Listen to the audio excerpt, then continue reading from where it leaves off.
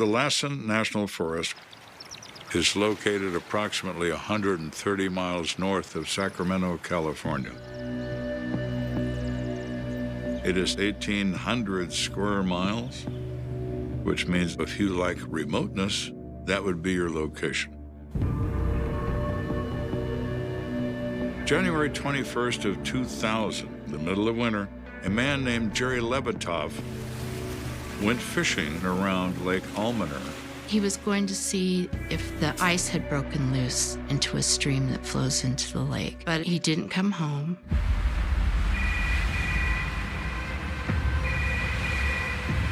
His fiancée tries to call him on his cell phone. There's no answer. And I thought, there's something wrong here. I waited until the next day, and I said, we're gonna go look for him.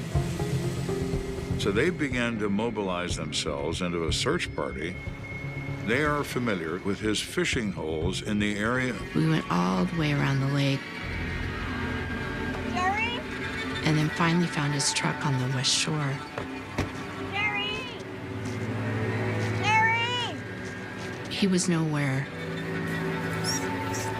Jerry! As they walk up to the truck, they hear a whimpering sound. Hey, buddy. Where's Daddy, huh? And our pup, Stormy, was in the back. Jerry loved that pup. And I kept thinking, why didn't he take Stormy with him? I couldn't make sense of anything. He's not going to abandon a puppy in an unheated pickup truck for 2 days. Now they're terribly frightened. Where is Jerry, and what has happened to him?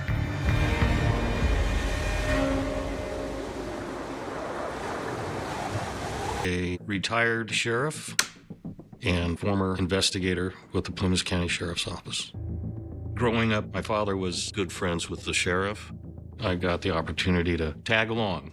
I thought that was a really, really neat job, and kind of fell in love with it at the time. And so I got my bachelor's degree in criminal justice. In December of 1988, went to the academy, was a patrol deputy in my hometown. From there, I became the investigation sergeant. Couldn't ask for anything better. It was just the best job in the world. In my time at the sheriff's office, we had about 100% solve rate on our homicides. That's a reflection of our dedication, our commitment. It leaves you with having a real sense of purpose. It makes you feel good.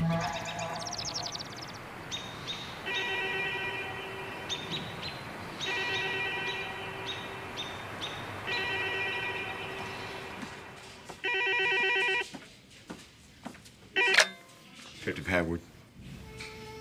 I am made aware that Mr. Levitov's truck is located very near the shores of Lake Almanor. In the wintertime, cold. Got it. The greatest danger in January in those mountains, in the wilderness, is hypothermia.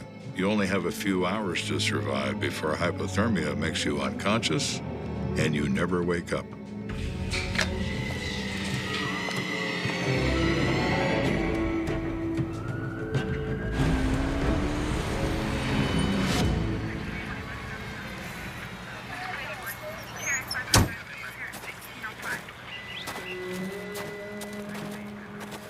When Hagwood arrives on the scene, deputies brief him on the man they're searching for. Jerry Levitov has been missing for 2 days. He is a 26-year employee of the United States Forest Service. He was very serious and connected to his job. His work life was really important. He was very athletic and loving to be out and fish. One of the encouragements for him to go into the forestry is that he was out with nature. And eventually, he was signed up in the hotshot crew. A hotshot crew are firefighters that go back into the deep wilderness with your physical ability only to cut a fire line to stop a fire. And they would jump from helicopters and planes into fire. smoke jumpers. You go through weeks of training. He really enjoyed that kind of thing. Very difficult work, physically demanding to the maximum, and dangerous, extremely dangerous. It's a very critical job. It required a certain aptitude and skills to do that job. Jerry was a highly qualified and experienced firefighter. What makes this case so interesting is Jerry Levitov would be one of the persons required to search for someone missing in the wilderness. And now it is Jerry that is missing in that same wilderness. This is very ominous, and Hagwood knows it. Something was very, very wrong about the totality of all these circumstances. For Jerry to go missing, it was just incredibly out of character. The most common reason someone is missing in this national forest is they get lost. Jerry can't get lost. Not there, because he knows every inch of it. We've got to figure out what's going on, what happened to Mr. Levitov. There is freshly fallen snow over this whole area, so everything is obscured. There's no footprints. The area is white. If you made a scan, you didn't see anything that really looked out of ordinary except for the truck. Are there signs of a struggle? Hagwood looks inside the cab.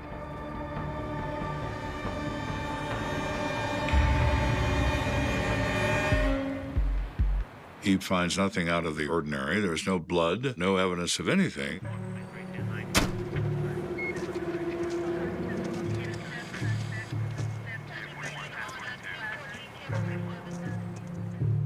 He walks around the other side of the truck and he sees cables hanging from under the hood.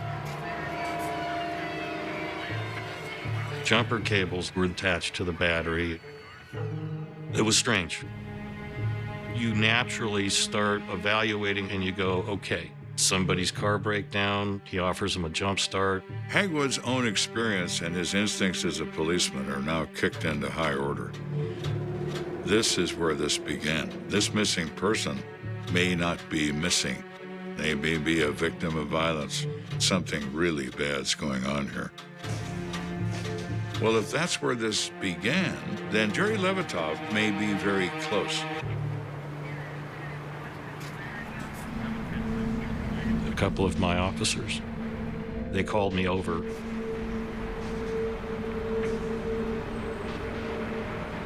They said, take a look at that lump in the snow right over there.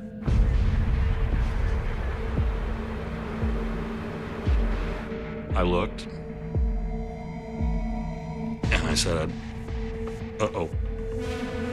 There are moments in criminal investigations that a bad feeling comes over you. And that's what was going through Hagwood's mind when he saw that lump in the snow. He suspected what that lump was. I brushed away the snow.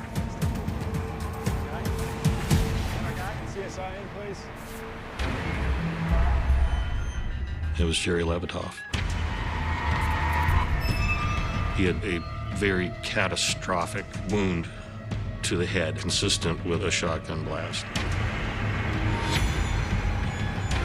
Jerry didn't get lost. Jerry didn't die from hypothermia. Jerry wasn't attacked by a bear. Jerry was murdered in the most cold-blooded manner possible.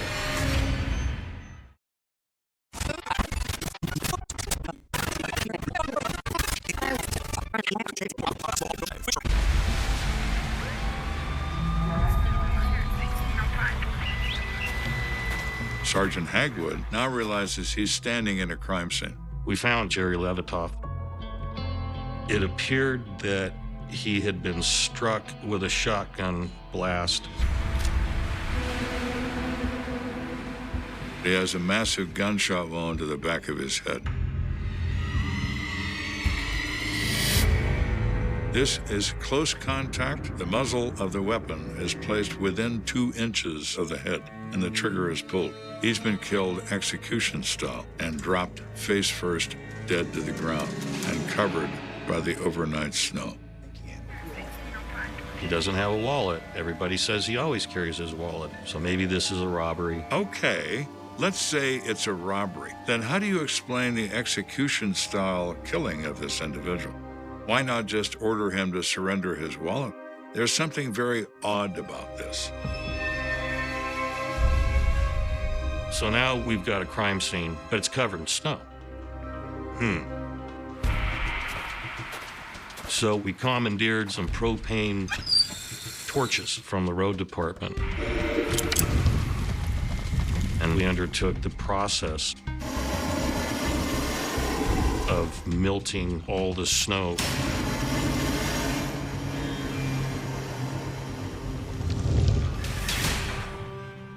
Now we have a rather confined area to see if any evidence can be located.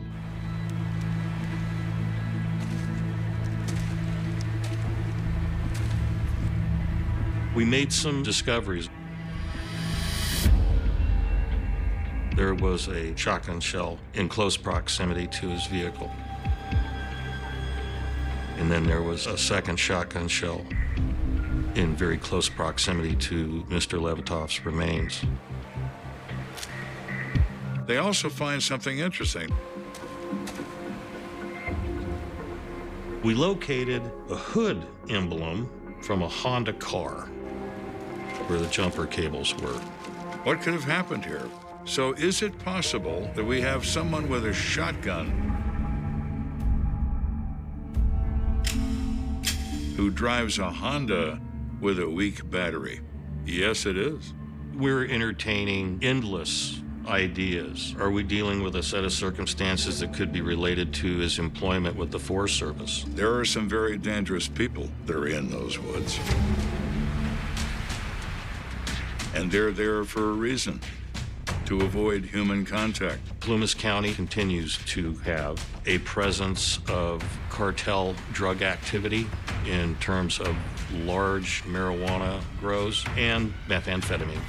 If you do encounter these people in the National Forest, you're dealing with professional criminals. What if Jerry becomes a witness and has to be eliminated? Somebody was here, somebody had a gun, and for some reason decided to take a life. So now the question is open. What caused this to take place? After we had moved his remains, his girlfriend, Melody, had been there. We let her know that we had located him deceased.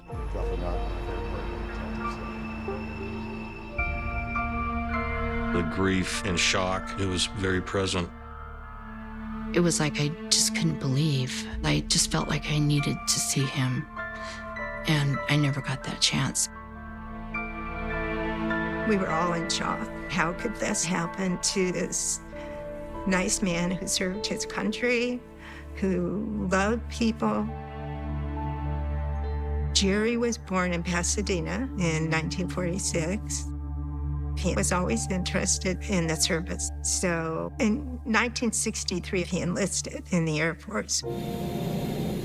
He loved flying. I know in Vietnam, he couldn't talk about much because he worked on some of the radar on the jets that you weren't supposed to know about. He came home real stern. It was like something changed. He took me aside and he told me, "You don't understand what it was like. 2 days ago, I was sitting in a helicopter with a machine gun, and I had to shoot people I didn't want to shoot." And he wanted to get to a place where he could find a way to really heal. And he headed up north. I think it was a good place for him to be. It is a beautiful place. Forest and streams and lakes and a place to refresh your soul. Jerry was a consummate wildland firefighter. It really hit home and made me really sad and anxious to find out what happened and bring whoever did this to justice.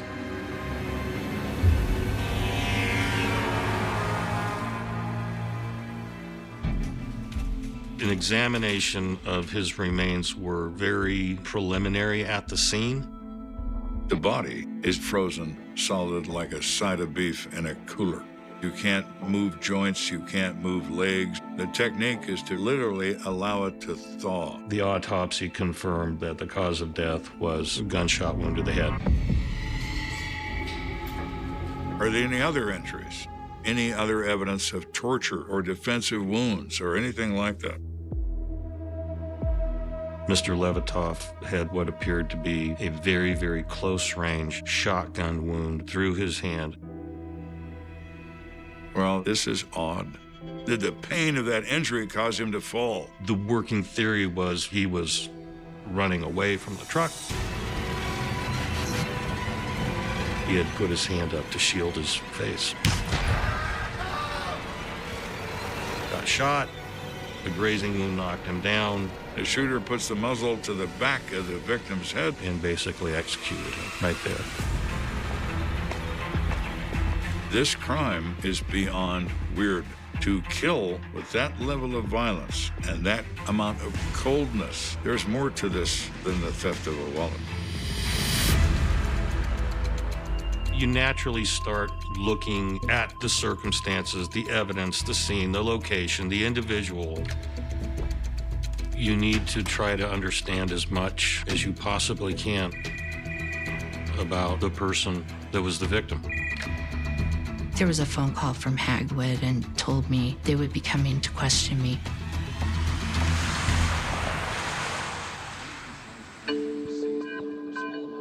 Talking with Melody, it seemed Jerry Levitov was a much loved, very liked person. He was just really kind and he was funny. He was really loving. He had a sparkle in his eyes. It was magic. At this juncture in Jerry Levitov's life, he had been separated and going through a divorce process with his former wife. Interesting. You want to go back and reverse engineer in time and place and people everything that they were doing. When was the last time you saw Mr. Levitov? What was he doing? He was going to Lake Almanor. So who would have done this? I don't know. He was well liked. He didn't have enemies. There is absolutely no evidence to support that anybody out there has any reason to do him harm. So what do? Well, let's search the place. Maybe there's something there that can give us somewhere to go next, because right now we don't have a place to go. And you have unfettered access to a person's house. You can start to understand their habits. It is a bizarre thing to search the belongings of a dead person. You feel sometimes like you're violating their grave, but you're not doing it for that reason. You're trying to find out who did them harm. We discovered Jerry did have a life insurance policy. And the beneficiary of said policy is not his live-in girlfriend. It's none of his siblings. It's his ex-wife. Now that raises a red flag. You're the ex-wife, and yet you're entitled to all this money if Jerry winds up dead. Well, you have obviously thousands of reasons to see Jerry dead because you're going to benefit by this policy. And it's obvious that somebody really wanted him that way.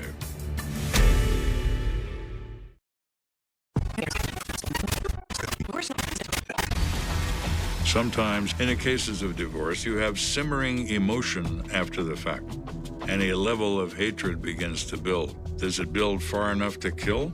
We need to find out. So the first stop is the ex-wife.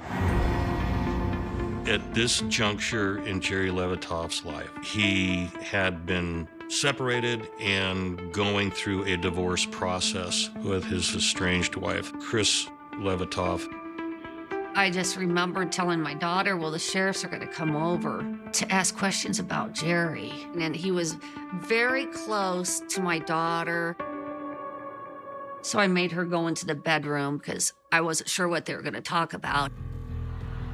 You found this while we were searching this house. And I do remember them asking me if I knew who he left his life insurance to.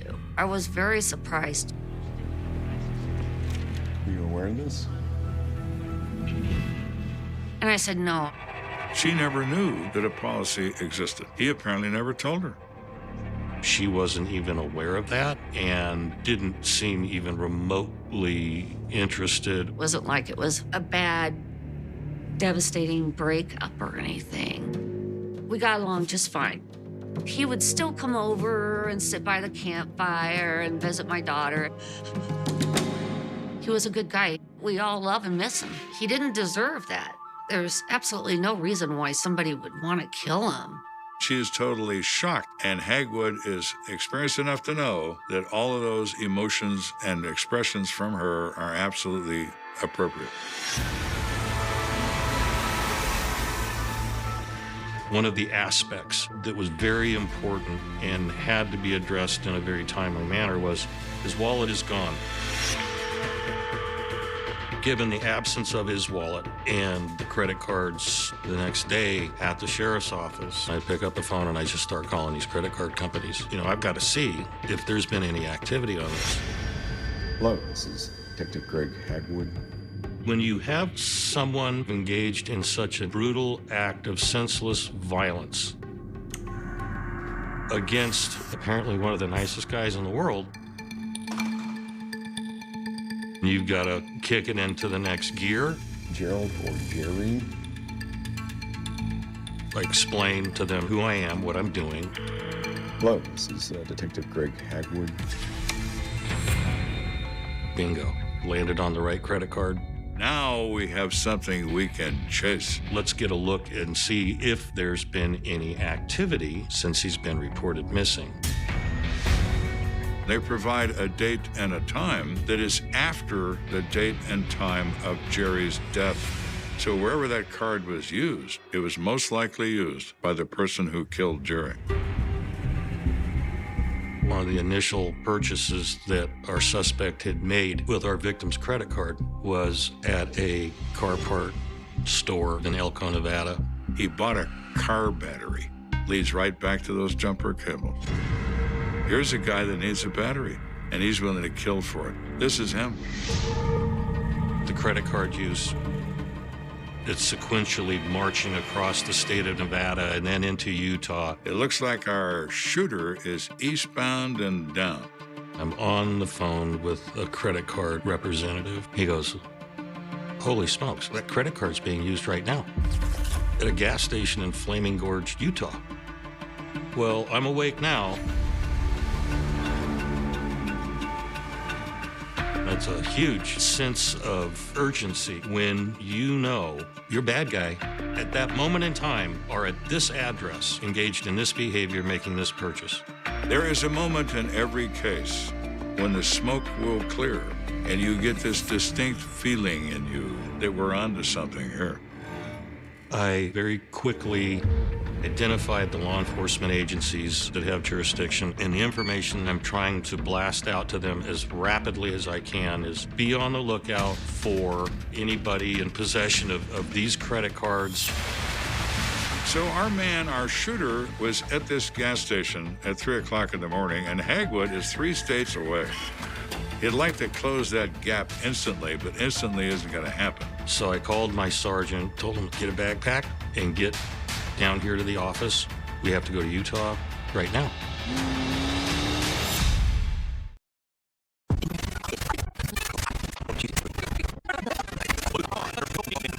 Sergeant Greg Hagwood is a man of perseverance. He's a homicide detective. He won't stop. He won't give up.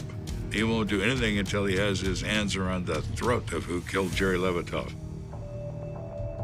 So my sergeant arrived, and we drove from Quincy to Reno, Nevada, which is the closest airport.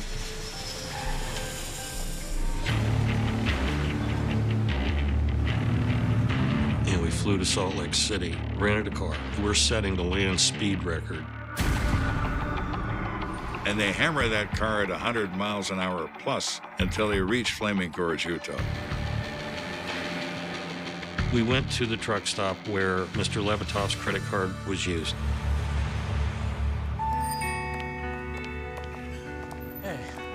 We start talking and interviewing staff. While the midnight clerk is still on duty. They asked, do you remember this particular transaction? They said, yeah, I think I remember. There was that guy and another guy was with him. Another guy? Okay, wow, we may have another suspect. They look at the surveillance tape, and there's a clear image of a disheveled-looking person, as if he is a kind of person that lives in the woods. And the other guy is an average guy, a little older maybe than this first guy. They paid separately. Thank you.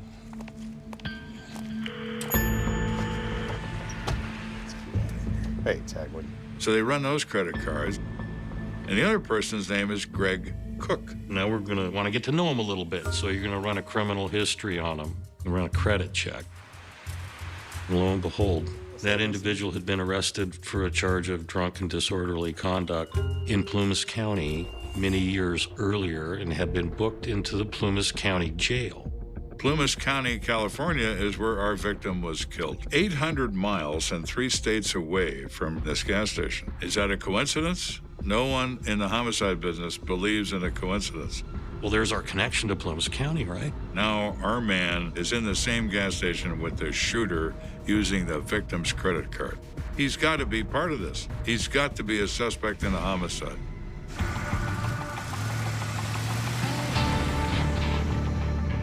It turns out that Greg Cook has an address on file. He's from Wyoming, 10 minutes north of Flaming Gorge, Utah, and he's not hard to find.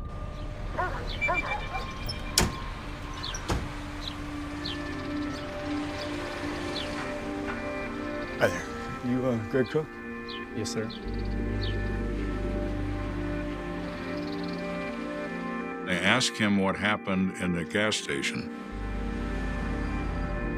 He was struck by the confusion. What do you mean? Well, you were in the store with another guy. It was just me and this guy talking. That's it. Cook informs these officers that he is a chatty person. He bumped into this guy in his gas station at 3 o'clock in the morning. He struck up a conversation with him. Nothing more than that. Didn't know him from Adam. He had no idea who this person is. Even though he doesn't have an alibi, he doesn't have a real way to prove anything, what he says makes perfect sense. He's somewhat of a vagabond who wanders around and talks to perfect strangers. Lots of people do that. Thank you for your time. We went back and we double-checked the videotape. As it turned out, this other guy had absolutely no affiliation, connection, or anything to do with our case. We were about that far from taking this person into custody, but you dot your I's and you cross your T's.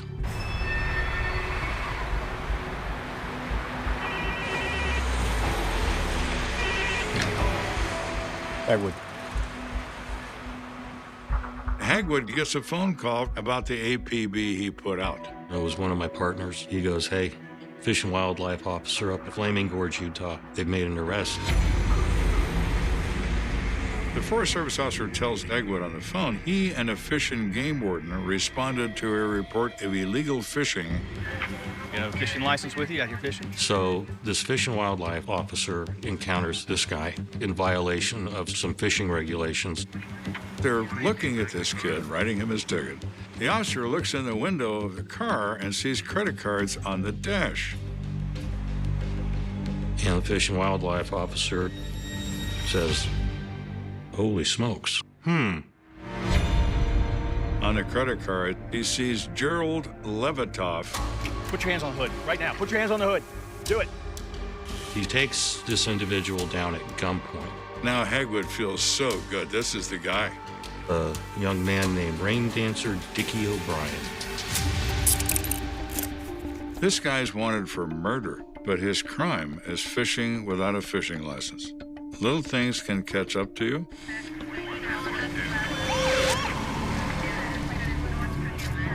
We went to the Daggett County Jail.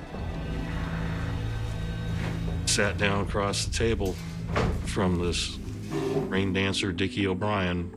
He looked disheveled, unkempt, did not have what you would call a healthy glow. There just didn't seem to be a whole lot there. You look into their eyes and,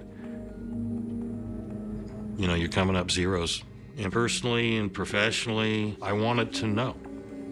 I wanted him to tell me what he did, why he did it, what was going through his mind. Why would anybody kill this forest worker in the most brutal manner possible over a misdemeanor theft of a wallet and credit cards? I have, in the past, enjoyed a tremendous measure of success getting people to tell me what they did. You have the right to remain silent. And I read him his rights. You understand your rights.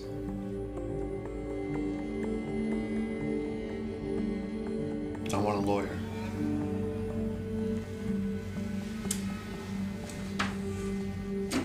He decided he did not want to make a statement. And that was really, really disappointing. And so I kind of felt a sense of personal defeat that rain dancer Dickie O'Brien wouldn't talk to me. That's always frustrating, but often it's also common. Confessions are very rare, and everybody wants a lawyer. That's the way it is. Hagwood is faced with the ultimate problem. If you don't have a confession or an incriminating statement from your suspect, you better have compelling evidence. And in this case, we did not. The only evidence that Dickie O'Brien has in his possession that makes him arrestable in this case are the victim's credit cards. Does that constitute a murder case? It does not. If they don't find something else, they're going to have to turn loose Mr. Dickie O'Brien and let him pay his fishing ticket and move on with his life.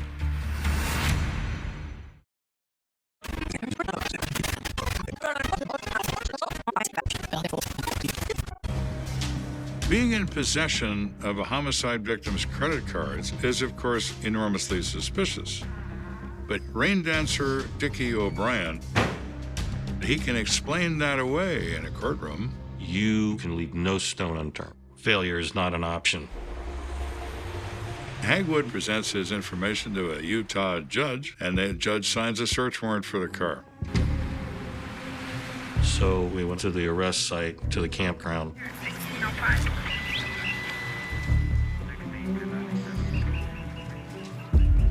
When I arrived, I'll never forget talking to the officer up there. And I said, he's driving a Honda, isn't he? And he goes, yeah. I go to the front. And tell me it's missing the hood emblem. And he, how'd you know that? I go, I've got it. So, check one on this list. Clear and convincing. He opens the trunk, and concealed inside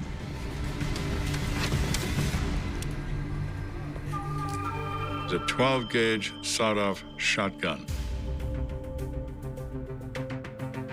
We've got very compelling evidence that this is, in fact, our guy. We spent a day long processing his camp. We had the sawed-off shotgun. We had matching ammunition. We had the items that he purchased with Jerry's cards. And his car had a brand new battery. 2 and 2 equals 4. Or in this case, 2 and 2 equals Dickie O'Brien.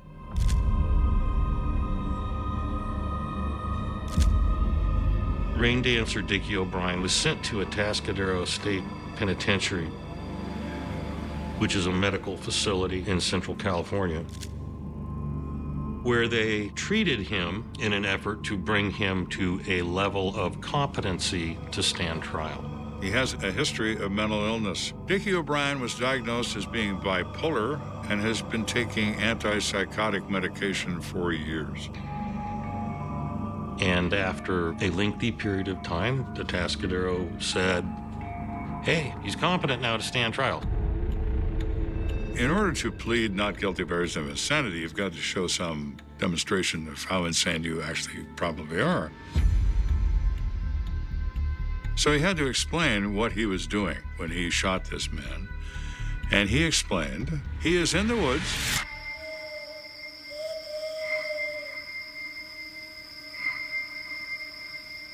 It turns out that Dickie O'Brien, in the past several months, ran out of money completely, so he stopped buying his medication.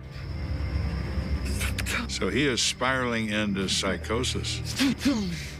And he explained that he has voices in his head, and the voices told him that the government was out to get him, and they were surveilling him constantly, and eventually they were going to kill him. The voices also tell him he should stay in the woods, away from people and away from any sort of technology, and he selects the woods where our victim likes to go fishing.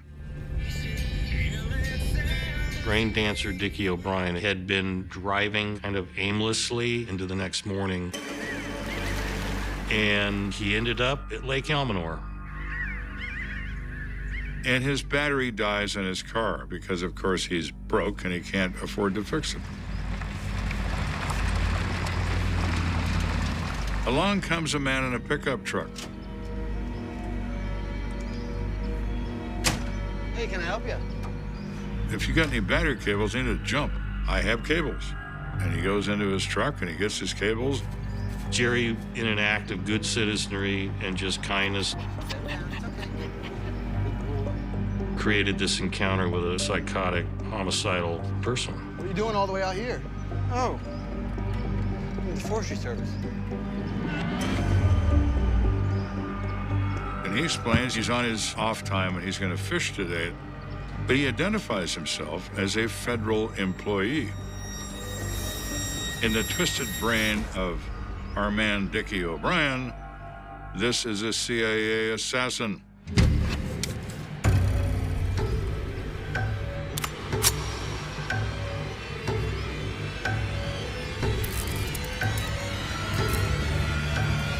He pulls out his shotgun and says, "Stand over there by that tree so I can kill you." Hey, man. Oh, man. Move. I didn't do anything. Hey, take my money. Now, go. Here, take it. Take it. Jerry Levitoff threw his wallet at him.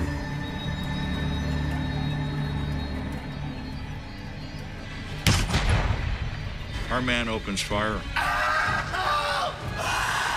The first blast hits him in the left hand and knocks him down.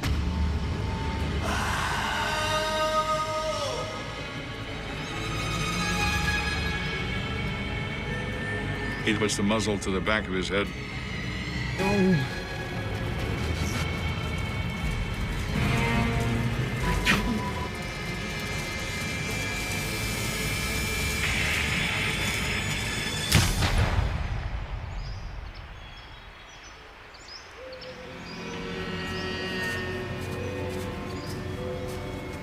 Mr. Rain Dancer Dickie O'Brien, having just committed the most brutal homicide, probably slammed the hood down with a measure of enthusiasm that caused the hood ornament to break off, which wound up at the scene along with the 2 expended casings from his shotgun. Jerry Levitoff is alone, covered by the overnight snow. The courts determined that rain dancer Dickie O'Brien was in fact mentally ill, but not insane, in the sense that he understood what he was doing to the victim, Jerry Levitoff. Eventually, he pled guilty. He's been sentenced to life without parole.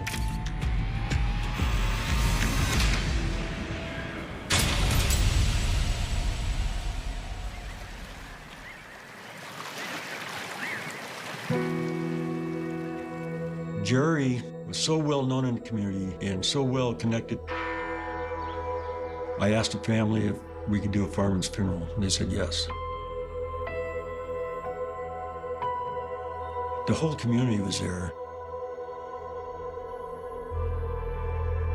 I presented the family with the flag. Everyone thought that was probably the perfect thing for Jerry, and he deserved it, so we did it. We got his ashes, and the family and I went down in the water to Lake Almanor, which we both loved, and released the ashes. He loved the outdoors. The early spring air of March 1946 carried a deceptive chill across the jagged, limestone cliffs of the Hamilton Escarpment. High above the industrial smokestacks that choked the Ontario skyline, A raw, biting wind tore through the skeletal branches of the barren trees, whistling a low, mournful tune through the ravines near Albion Falls. On the surface, Hamilton was a city awakening from the heavy, suffocating shadow of the Second World War. Its factories were transitioning from wartime production back to the hum of peacetime industry, and its streets were filled with returning soldiers looking for a quiet, predictable life. But on that particular Saturday afternoon, the fragile illusion of post-war peace was shattered by a discovery so grotesque, so deeply unnatural, that it would forever stain the collective consciousness of the nation. It was a discovery that did not begin with a dramatic scream or a sudden clash of violence, but with the innocent, crunching footsteps of 5 young boys tracking through the thawing mud and melting patches of dirty snow. Donald and James Croft, along with their neighborhood friends, had spent the morning doing what any young boys in Hamilton did on a crisp weekend. They were searching for adventure, hunting for hidden trails, and looking for scraps of wood or metal to build a makeshift fort. The ground beneath their boots was slick and treacherous, the frozen earth slowly giving way to the damp, saturated soil of spring. As they scrambled down a steep, rocky incline a short distance from the edge of the scenic mountain brow, the younger boys laughed, their breath forming small, white clouds in the frigid air. Then, the laughter stopped. Donald, leading the pack, froze in his tracks. His eyes locked onto a dark, bulky shape nestled in a shallow depression beneath a thick patch of thorny brush. At first glance, in the dim, filtered light of the overcast afternoon, it looked like a discarded tailor's dummy, perhaps a ruined dressmaker's mannequin thrown out by a careless citizen. It was a pale, greyish mass, partially obscured by dead leaves, twigs, and the damp debris of the forest floor. Curiosity, that sharp and dangerous instinct of youth, pushed Donald closer. He took 2 tentative steps forward, the dry twigs snapping loudly beneath his weight. He reached out with a long stick, poking at the object to see if it would yield the hollow clack of plaster or wood.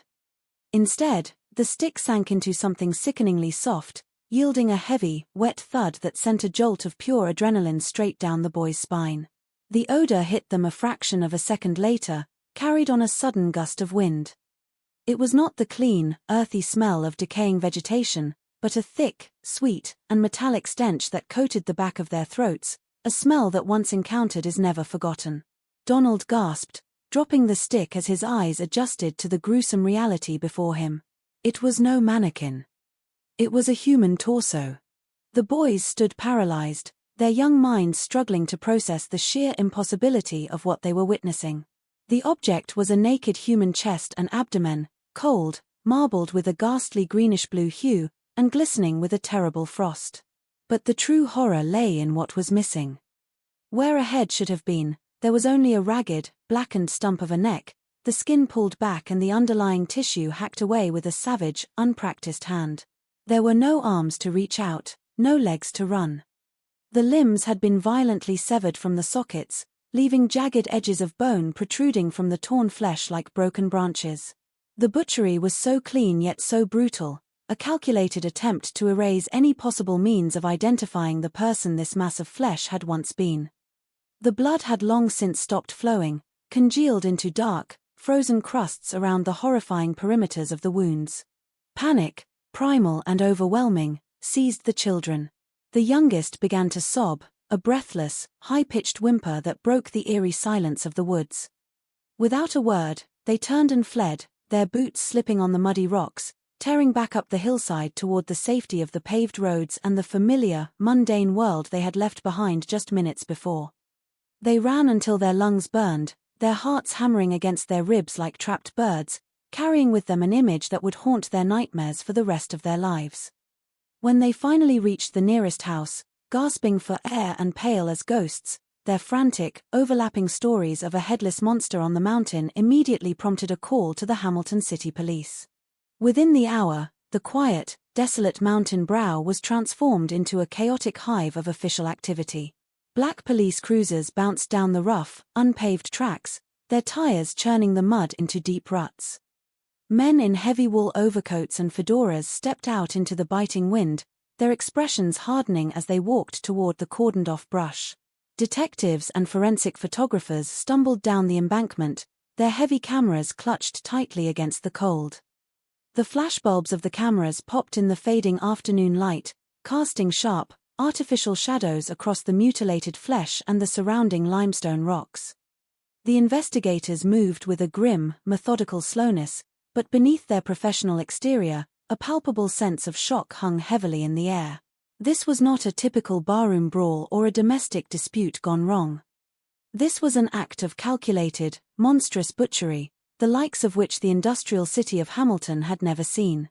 As the technicians worked to lift the heavy, frozen torso onto a canvas stretcher, the wind picked up, rattling the dead leaves and scattering the ash of the investigators' cigarettes.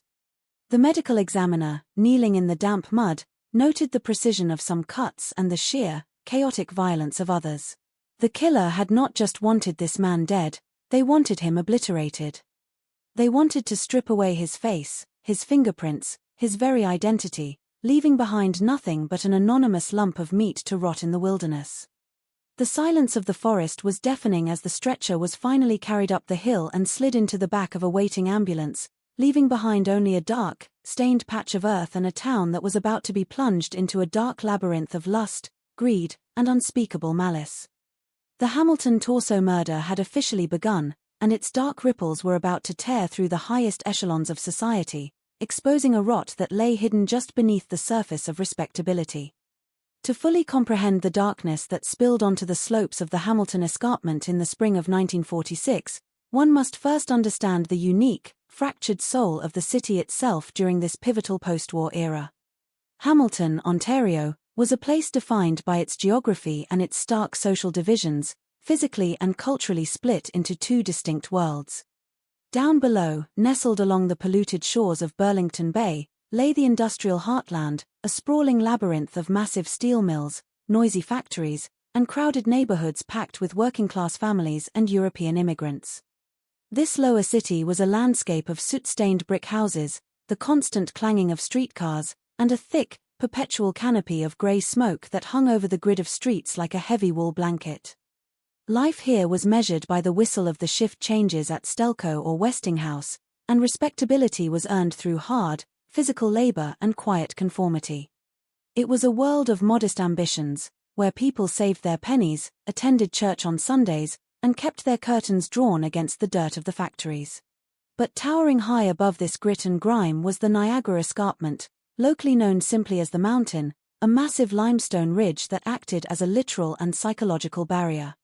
Atop and along the edges of this plateau sat the upper city, where the air was noticeably cleaner, the trees were grander, and the mansions of Hamilton's wealthy elite looked down upon the industrial valley below. This was the realm of prominent judges, wealthy industrialists, influential politicians, and old-money families who controlled the city's commerce and dictated its moral standards. To the high society of the upper city, reputation was everything. Appearances were meticulously manicured, social mixers were carefully curated, and any hint of scandal was swiftly and quietly suppressed behind heavy oak doors and velvet drapes. Yet, beneath this polished veneer of Victorian morality and post-war optimism, a restless undercurrent was brewing. The end of World War II had brought home thousands of young men who were deeply changed by the horrors of Europe, while the women who had tasted independence in the wartime factories were reluctant to simply slip back into domestic subservience. The social fabric was fraying at the edges, creating a fertile ground for desperation, secret double lives, and dangerous ambitions.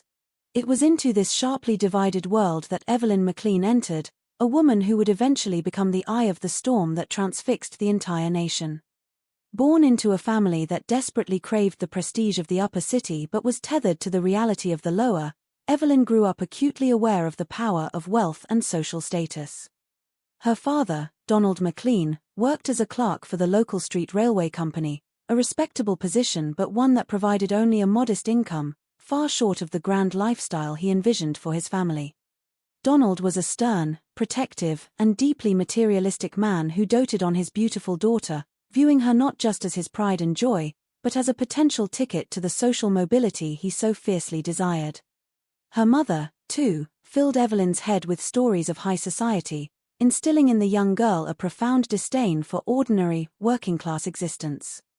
The McLean household was one built on pretension, where appearances were maintained at all costs, and the pursuit of money was treated as the ultimate virtue. As Evelyn matured from a precocious child into a strikingly beautiful young woman, she quickly realized that her physical appearance was her greatest asset. She possessed an undeniable, magnetic charm that could command the attention of any room she entered. With her piercing, dark eyes that seemed to look right through people, a cascade of perfectly styled hair, and a sharp, calculating wit hidden behind a dazzling smile, she became an intoxicating presence in Hamilton's social circles. Evelyn was not content with the modest suitors of her own social class. She set her sights firmly on the wealthy elite who frequented the high-end clubs and exclusive lounges of the city. She began to live a double life, stepping out of her modest family home to mingle with the sons of judges, prominent businessmen, and affluent wartime profiteers. She possessed a rare ability to adapt her persona to whatever her companions desired, playing the part of the sophisticated debutante, the helpless damsel, or the glamorous femme fatale with equal ease. Before long, Evelyn became a well-known, if controversial, fixture in Hamilton's nightlife. She had an insatiable appetite for luxury, developed a taste for expensive fur coats, fine jewelry, and high-end restaurants, all of which were far beyond the means of her father's clerk salary. Yet, she always seemed to have money, and her wardrobe grew increasingly lavish. Rumors began to circulate through the gossip mill of the city about the true source of her income and the nature of her late-night engagements. It was whispered that Evelyn maintained a highly organized network of wealthy benefactors, men of high standing who were willing to pay handsomely for her companionship, her silence, and her affection.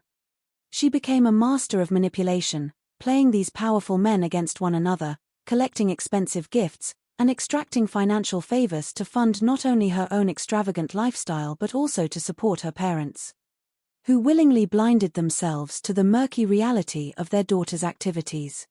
By the time the mid-1940s arrived, Evelyn McLean was a woman trapped by her own creation. She was addicted to the thrill of high society and the material comforts it provided, yet she remained an outsider, a woman used by wealthy men for pleasure but never truly accepted into their respectable families. The tension between her public image of glamorous sophistication and the increasingly desperate, tangled web of her private relationships was reaching a boiling point. She was juggling multiple lovers, managing escalating debts, and navigating a complex maze of deceits that grew more fragile by the day. The industrial city of Hamilton, with its rigid class structures and hypocritical morals, was the perfect backdrop for a tragedy. It was an environment where the pressure to maintain a spotless reputation could drive someone to the absolute brink, and where the collision between the desperate ambition of a working-class girl and the reckless indulgence of the wealthy would ultimately ignite a firestorm of violence that no one saw coming. While Evelyn McLean navigated the glittering, treacherous waters of Hamilton's high society, the man who would eventually become her husband and her most tragic victim lived in a completely different reality. John Dick was, in every sense, a product of Hamilton's hard-working, unpretentious lower city. At 27 years old, John was a man of simple needs and modest dreams. He was a veteran who had served his country during the dark days of the Second World War, experiencing the harsh realities of overseas conflict before returning to his hometown, looking for nothing more than stability, peace, and a quiet life. With his thick build, honest, weathered face, and an unassuming demeanor, John was the quintessential working-class citizen. He secured a reliable job as a streetcar conductor for the Hamilton Street Railway, the very same company where Evelyn's father worked as a clerk. It was a respectable, steady occupation that required long hours of manual labor, navigating the crowded iron tracks of the city, collecting fares, and dealing with the everyday public. To John, a good day was one that ended with a warm meal, a little money saved in his pocket, and the comfort of a familiar routine. He was a man who believed in the promises of the post-war era, believing that hard work and decency would eventually lead to a happy home and a family of his own. John's personality was defined by a certain innocence, a naive gentleness that often made him vulnerable to those with more predatory instincts. His friends and co-workers remembered him as a quiet, soft-spoken fellow who rarely raised his voice and always sought to please others. He was a man who wore his heart on his sleeve, possessing a deep longing for companionship and love that sometimes blinded him to the warning signs in the people he encountered. When John first laid eyes on Evelyn McLean, he was utterly captivated, like a moth drawn to an impossibly bright and dangerous flame. To a simple streetcar conductor, Evelyn did not seem like a person from his own world. She appeared as an ethereal, high-born creature who had stepped straight out of a Hollywood silver screen. She was beautiful, sophisticated, and carried herself with an aura of wealth and confidence that both intimidated and exhilarated him. John could hardly believe his luck when this glamorous woman, who normally associated with the city's elite, began to show an interest in him. He was completely unaware that to Evelyn, and perhaps to her ambitious family, his steady income, his respectable reputation as a veteran, and above all, his malleable, trusting nature made him a perfect piece in a much larger, darker game. The courtship between the humble conductor and the glamorous socialite was brief, intense, and marked by a bizarre haste that raised eyebrows among the few who knew them well. For John, it was a whirlwind romance that felt like a beautiful dream from which he never wanted to wake. He showered Evelyn with what little wealth he had, spending his hard-earned savings to buy her gifts and trying desperately to match the grand lifestyle she was accustomed to. Evelyn, on her part, played the role of the devoted, affectionate lover with chilling perfection, weaving a spell of domestic bliss around John that effectively isolated him from his own common-sense instincts.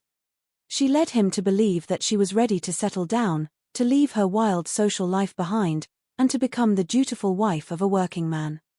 John's family and close friends viewed the relationship with a sense of deep unease, recognizing the profound mismatch between the two, but John was too deeply infatuated to listen to their quiet warnings. He was convinced that he had found his soulmate, a woman who could elevate his life and fill his future with joy. In October 1945, just a few short months after they had first begun dating, John Dick and Evelyn McLean were married in a modest ceremony. For John, standing at the altar beside his beautiful bride, it was supposed to be the proudest day of his life, the commencement of a lifetime of shared happiness. He envisioned a quiet household built on mutual respect, where they would budget together, perhaps buy a small house in the lower city, and raise children. But almost the moment the wedding vows were exchanged and the legal documents signed, the beautiful dream began to dissolve into a waking nightmare.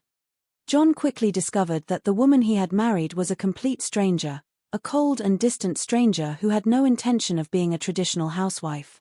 The affection that had flowed so freely during their courtship dried up instantly, replaced by a sharp, biting contempt. Evelyn refused to move into a modest home with him, insisting instead that they live under the roof of her parents' house, or in expensive, rented apartments that John could not possibly afford on a conductor's salary. The physical reality of their marriage was even more devastating for John. Evelyn treated him not as a husband, but as an unwanted nuisance, an embarrassing accessory that she wished to keep hidden from her true social circles. She frequently locked him out of their bedroom, leaving him to sleep on a hard sofa or in a separate room entirely. When John attempted to assert his rights as a husband or questioned her about her late-night absences, she would turn on him with a vicious, icy fury that left him bewildered and deeply hurt. He watched in helpless despair as his hard-earned savings were rapidly drained to pay for her extravagant clothes, her expensive perfumes, and her mysterious debts. The simple, honest life John had envisioned was completely shattered, replaced by a domestic battlefield where he was constantly belittled, ignored, and financially exploited. Even more distressing for the young conductor was the dawning, horrifying realization that his wife's double life had not ended with their marriage. John began to notice strange men arriving at the house at odd hours, wealthy gentlemen in expensive cars who were welcomed by Evelyn and her parents while he was told to stay in the back room or leave the premises entirely. He found expensive gifts scattered around the house that he knew he hadn't purchased, and he intercepted coded messages and letters that hinted at a vast, hidden network of infidelities. When he confronted Evelyn's father, Donald McLean, hoping for support or intervention, he was met with a cold, hostile wall of silence. John realized, with a sickening feeling in his stomach, that the entire McLean household was complicit in this deception. He was completely alone, trapped in a house of mirrors where honesty was a foreign language, and his own wife viewed him with an emotion that looked dangerously like hatred. In the final weeks leading up to his disappearance, the psychological toll on John Dick was plain for everyone to see.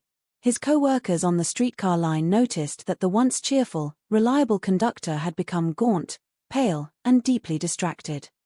He looked like a man who had not slept in days, his eyes shadowed with a profound, unyielding anxiety. He began to drop hints to his closest friends that he was in deep trouble, whispering that his marriage was a terrible mistake and that he feared for his safety. He spoke of dark secrets he had uncovered in the McLean home, secrets that he felt were too dangerous to carry alone. Yet, despite the growing dread that consumed him, John's gentle nature and his lingering, desperate hope of fixing his marriage kept him from running away. He remained in the trap, hoping against hope that things would somehow improve, unaware that the gears of a monstrous conspiracy were already turning around him. The simple streetcar conductor, who had survived the battlefields of Europe, was completely unequipped for the calculated, domestic malice that awaited him in the quiet suburbs of Hamilton, and his trusting heart would ultimately lead him directly to the slaughter.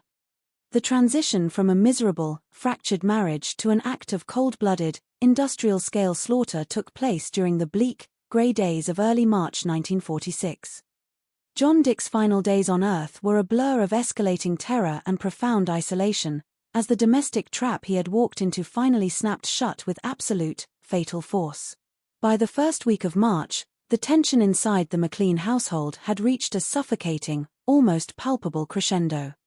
John had become more than just a financial burden or an embarrassment to Evelyn's high society aspirations, he had become a distinct liability. He was a man who knew too much, a husband who had begun to openly question the endless stream of wealthy gentlemen visiting his home, and a desperate soul who was threatening to expose the illicit, multi-layered financial and sexual schemes that kept the McLean family afloat. To Evelyn, a woman whose entire existence was predicated on the ruthless manipulation of appearances and the exploitation of powerful men, John's growing defiance was an existential threat that needed to be permanently, cleanly erased. The plot to eliminate John Dick was not an impulsive outburst of passion, but a calculated, heavily coordinated conspiracy that drew upon the darkest impulses of the McLean family dynamic. Donald McLean, Evelyn's fiercely protective and deeply materialistic father, viewed his son-in-law with a burning, paternal contempt, seeing him as a low-class streetcar driver who was dragging his precious daughter down into the mud of poverty and scandal. Together, father and daughter began to orchestrate a plan that would not only rid them of John's inconvenient presence but would do so in a manner so complete that they believed no one would ever be able to trace his disappearance back to the quiet, respectable facade of their home. They chose a time when the city was distracted by the turning of the seasons, a period when John's irregular shifts on the streetcar line would make his sudden absence easier to explain away as a simple domestic walkout or a sudden decision to leave town. On the fateful evening of March 5, 1946, John Dick walked into his home after completing a long, exhausting shift on the Hamilton streetcar tracks. The winter chill was still clinging heavily to his wool uniform, and his body ached from the hours spent standing on the cold iron platforms. He was greeted not with the usual icy silence or sharp-tongued insults, but with a strange, unsettling compliance. Evelyn was waiting for him, her dark eyes flashing with a predatory brilliance hidden behind a mask of sudden, domestic warmth. She offered him a drink, perhaps a cup of tea or a glass of liquor, laced with a heavy sedative to dull his senses and slow his reflexes. John, desperate for any sign of reconciliation and exhausted to the bone, drank it down without a second thought, completely unaware that he was consuming his own death warrant. As the drug began to take hold, a heavy, unnatural lethargy washed over the young veteran, his limbs turning to lead and his mind sinking into a thick, unresponsive fog. The actual execution of the murder was carried out with a level of clinical, unblinking brutality that defied the imagination. While John lay incapacitated, slipping into a deep, drug-induced stupor, the killers struck.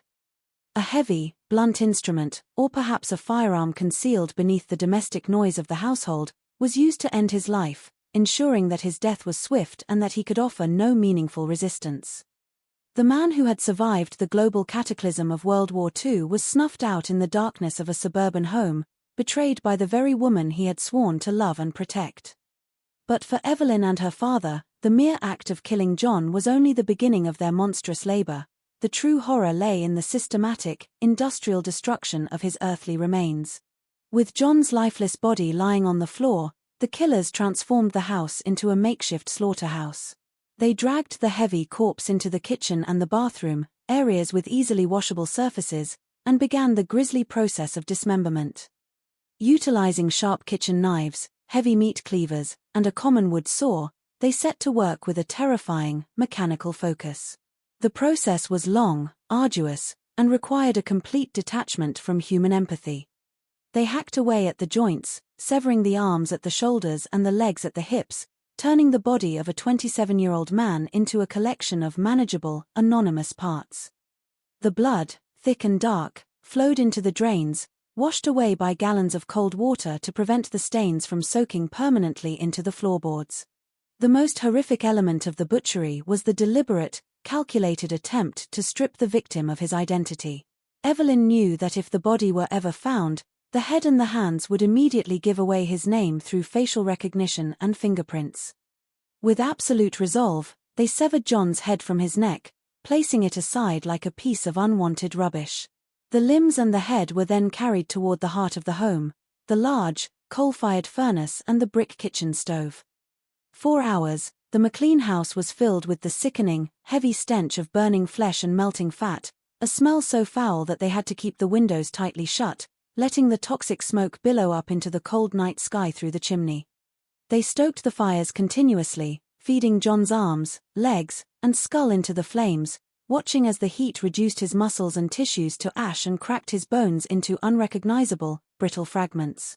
Yet, despite their frantic, hours-long efforts, the furnace was not powerful enough to completely incinerate the largest, densest part of the human anatomy. The torso, consisting of the thick rib cage, the spine, and the heavy pelvic bone, refused to consume. As the dawn began to break and the fear of detection grew, the killers realized they could not keep the fire burning without drawing the attention of neighbors to the horrific odor emanating from their chimney. They pulled the partially charred, blackened torso from the ashes, wrapping it tightly in old burlap sacks and hiding it in the dark, damp recesses of the cellar. They spent the next day meticulously scrubbing the floors, bleaching the sinks, and collecting every single fragment of bone that had survived the fire, mixing the human ash with ordinary coal dust to conceal their crimes. John Dick was gone, reduced to a collection of physical anomalies on a lonely mountain slope and a pile of gray ash in a basement furnace, his life completely erased by a family that believed they had committed the perfect, untraceable crime. The heavy canvas stretcher carrying the mysterious torso arrived at the Hamilton General Hospital morgue in the late afternoon of March 16, 1946, where the harsh, clinical glare of overhead fluorescent lights replaced the gray, overcast sky of the mountain cliffs. Dr. William Deadman, the city's meticulous and highly respected pathologist, stood over the zinc examination table, his brow furrowed as he peeled back the damp, stained burlap that encased the remains. The air in the room instantly grew thick with the cloying stench of decay and the unmistakable, bitter smell of charred flesh. This was not a routine autopsy, it was a forensic puzzle of the most extreme nature, a puzzle where the traditional starting points of identification had been systematically erased. There were no eyes to read, no dental work to chart, and no fingertips to roll in black ink.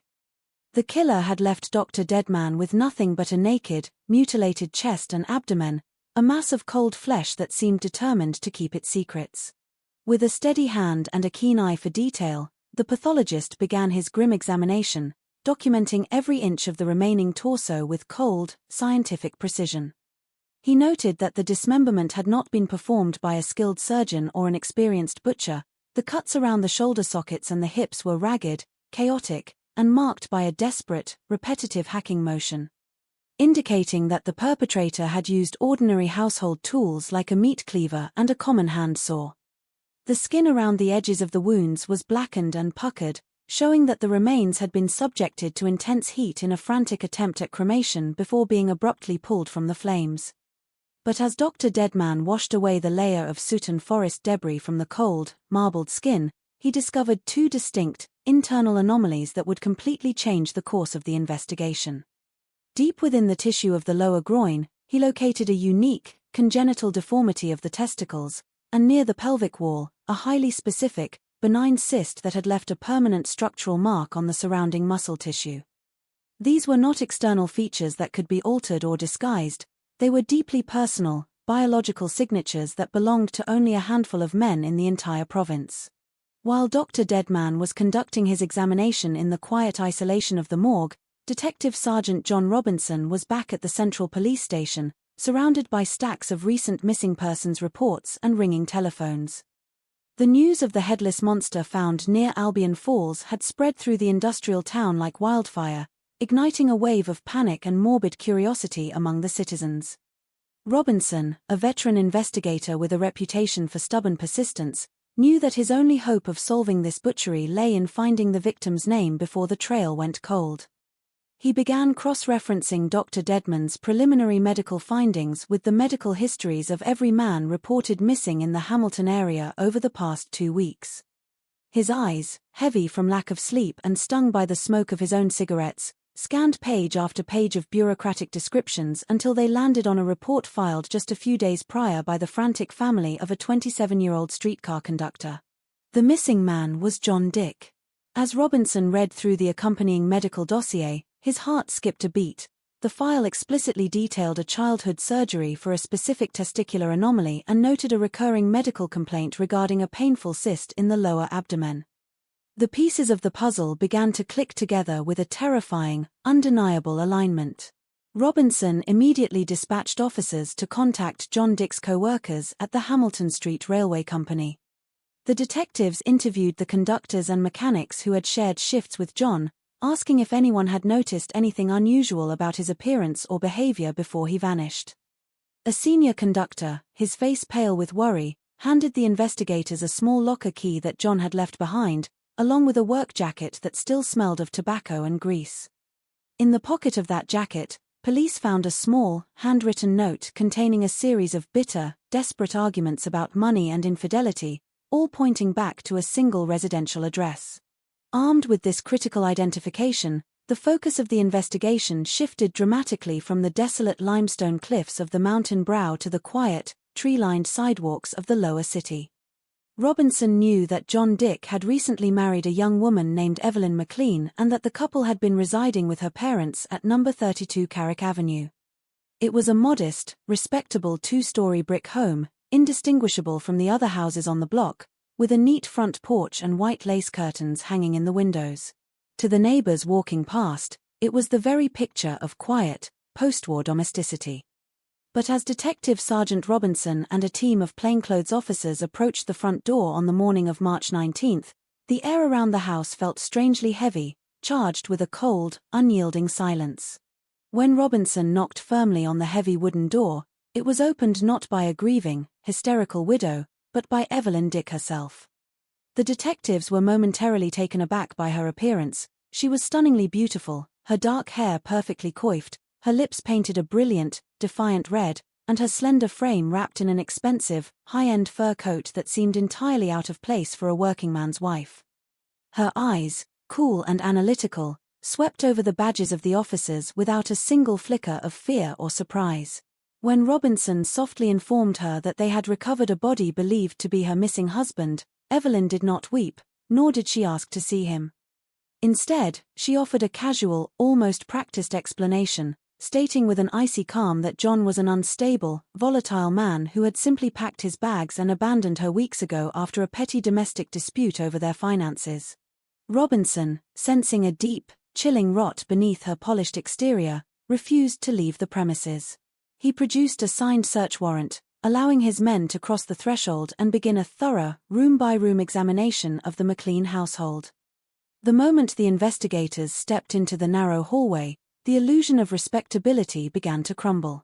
The interior of the house was cold, the air smelling faintly of cheap perfume mixed with an underlying, acrid scent of bleach and old soot. As the officers moved through the living room and into the kitchen, they noticed that the floors had been scrubbed with an almost fanatical intensity, yet the wooden floorboards near the baseboards still retained a faint, brownish discoloration that looked suspiciously like dried fluid.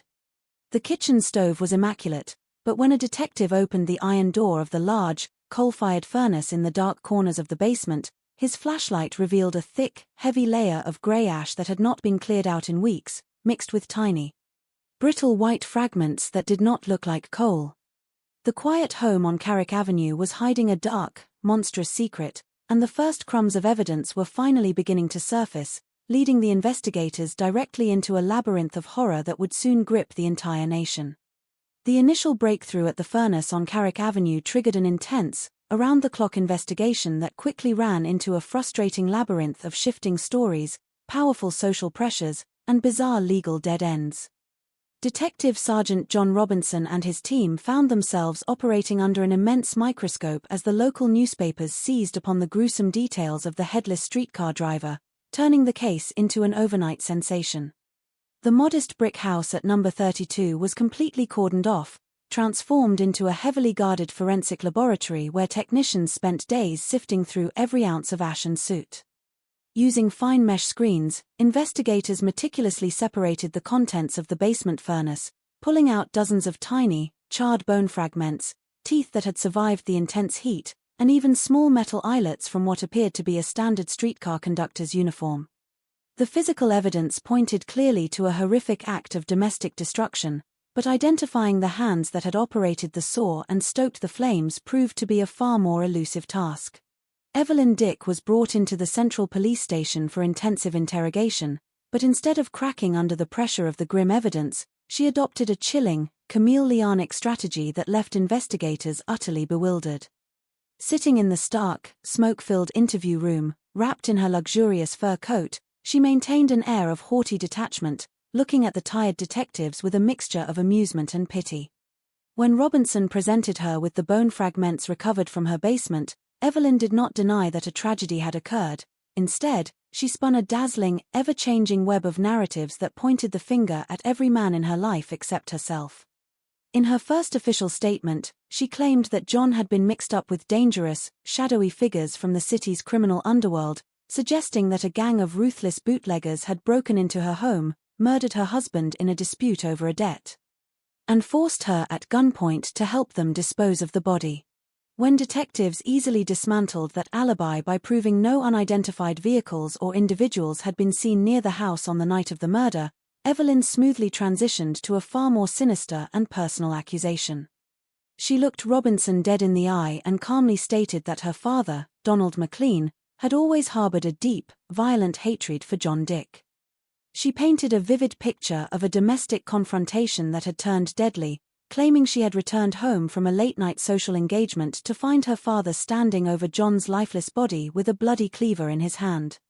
According to this new version of events, McLean had threatened to kill her and her young daughter if she ever breathed a word to the authorities, forcing her to become an innocent, terrified spectator to the butchery that followed.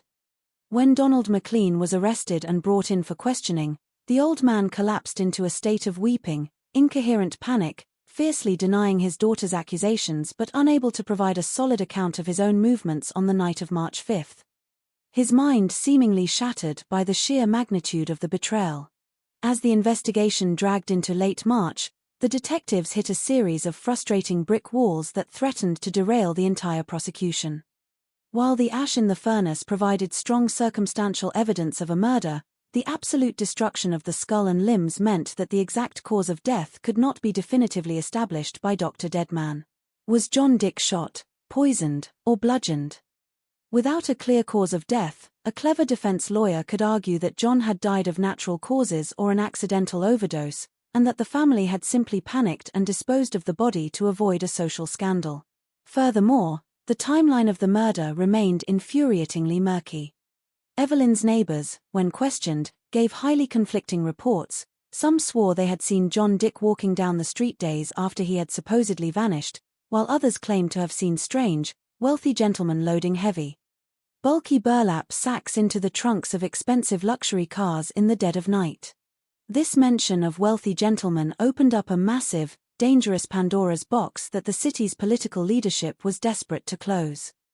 In the course of searching Evelyn's personal belongings, investigators uncovered a small, leather-bound diary, a literal black book that contained the names, addresses, and highly intimate details of approximately 150 prominent men from Hamilton's highest social echelons. The list included high-ranking corporate executives, wealthy industrialists, influential doctors, and even the sons of prominent local judges and politicians. It became rapidly apparent that Evelyn was not just a working man's wife, She was a high-class courtesan who held the reputations of Hamilton's elite firmly in her manicured hands. Suddenly, the investigation was plagued by mysterious roadblocks.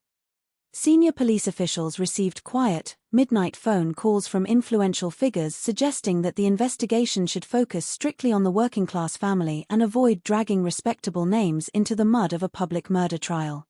Detectives found themselves chasing ghost leads outside the city limits, tracking down anonymous tips that claimed John Dick had been spotted alive and well in Toronto or Buffalo, New York.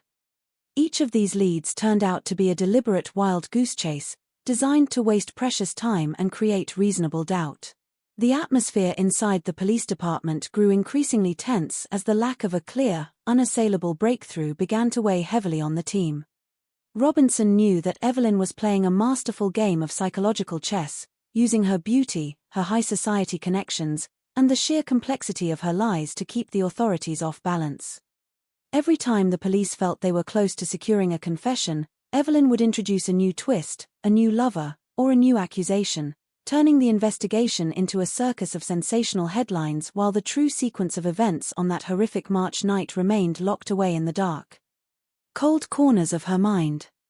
The case was rapidly sliding toward an unsatisfying stalemate, an investigative dead end where the truth was being choked out by a combination of high society hypocrisy and a brilliant, sociopathic defiance. The wall of deception that Evelyn Dick had so meticulously constructed around the murder of her husband finally began to fracture under the weight of an entirely separate, unexpected discovery that plunged the investigation into a dimension of horror no one could have anticipated. By early April 1946, Detective Sergeant John Robinson, deeply frustrated by the political interference and the endless maze of contradictory alibis, decided to order an even more radical, exhaustive search of the house on Carrick Avenue. He was convinced that the house had not given up all its secrets, and that Evelyn's icy composure was a shield designed to protect something far more damaging than a pile of ashes in a basement furnace. A team of forensic investigators, equipped with heavy crowbars, flashlights, and magnifying glasses, returned to the brick home with orders to strip the structure down to its foundations if necessary, checking between the walls, lifting the floorboards, and probing the deepest recesses of the property. The search eventually led two tired detectives up a narrow, creaking staircase into the dark, uninsulated gacmy of the house. The air under the roof was stifling and dusty, smelling heavily of old wool, dry rot, and dead rodents. Shadows stretched long across the exposed wooden rafters as the men moved their flashlights over piles of discarded furniture, old trunks, and boxes of family memorabilia. Deep in the furthest, most low-slung corner of the attic, where the roof met the floorboards in a sharp angle, a detective noticed a peculiar, heavy cardboard suitcase tucked behind a rusted bed frame.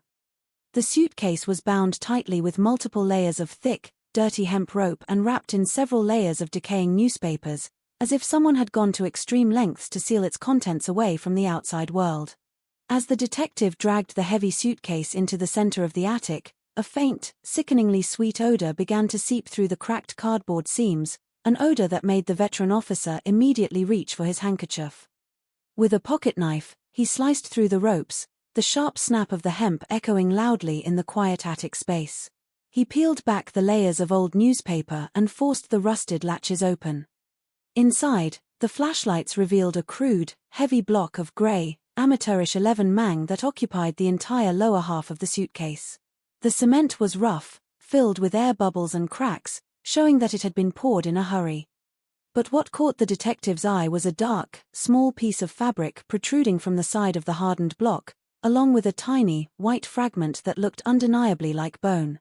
The suitcase was rushed under heavy police escort to the Hamilton General Hospital morgue, where Dr. William Deadman was once again called upon to perform a gruesome excavation. Using a hammer and a chisel, the pathologist began the slow, delicate process of chipping away the grey stone, his movements methodical as small puffs of cement dust rose into the clinical air. With every strike of the chisel, the true nature of the contents became more horrifyingly clear. Embedded deep within the center of the solid block was the perfectly preserved body of Adua Trey So Sin. The infant, a little boy, had been wrapped in an old, stained shirt before the wet cement was poured over him, effectively mummifying his tiny remains in an airtight tomb.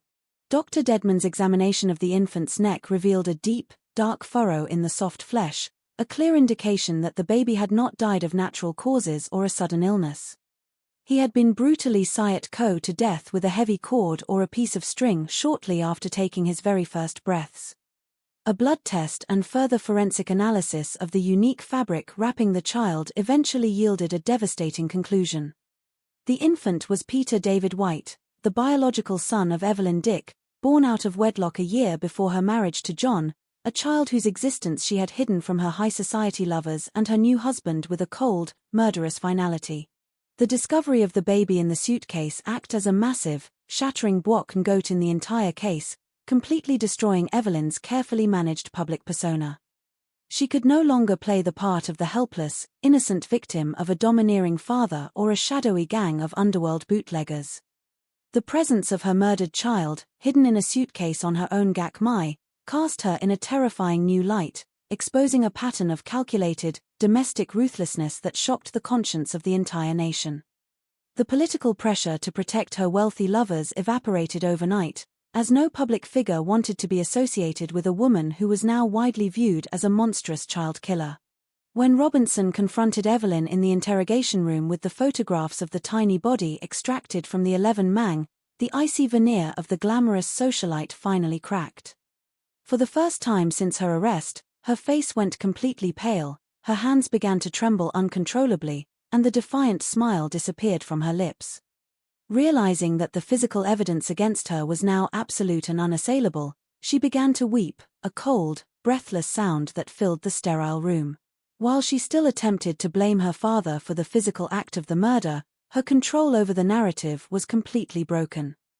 The discovery in the attic provided the prosecution with the definitive proof of a dark, sociopathic mind capable of any horror to protect her lifestyle, giving the detectives the leverage they needed to push the case forward to a dramatic, public reckoning at the courthouse. The dramatic culmination of the Hamilton Torso murder case shifted from the dark, soot-stained rooms of Carrick Avenue to the grand, limestone facade of the Wentworth County Courthouse in the autumn of 1946. The public gallery was packed to absolute capacity every single morning, with lines of eager spectators forming along the cold sidewalks hours before dawn, desperate to catch a glimpse of the woman who had captivated and horrified the entire country.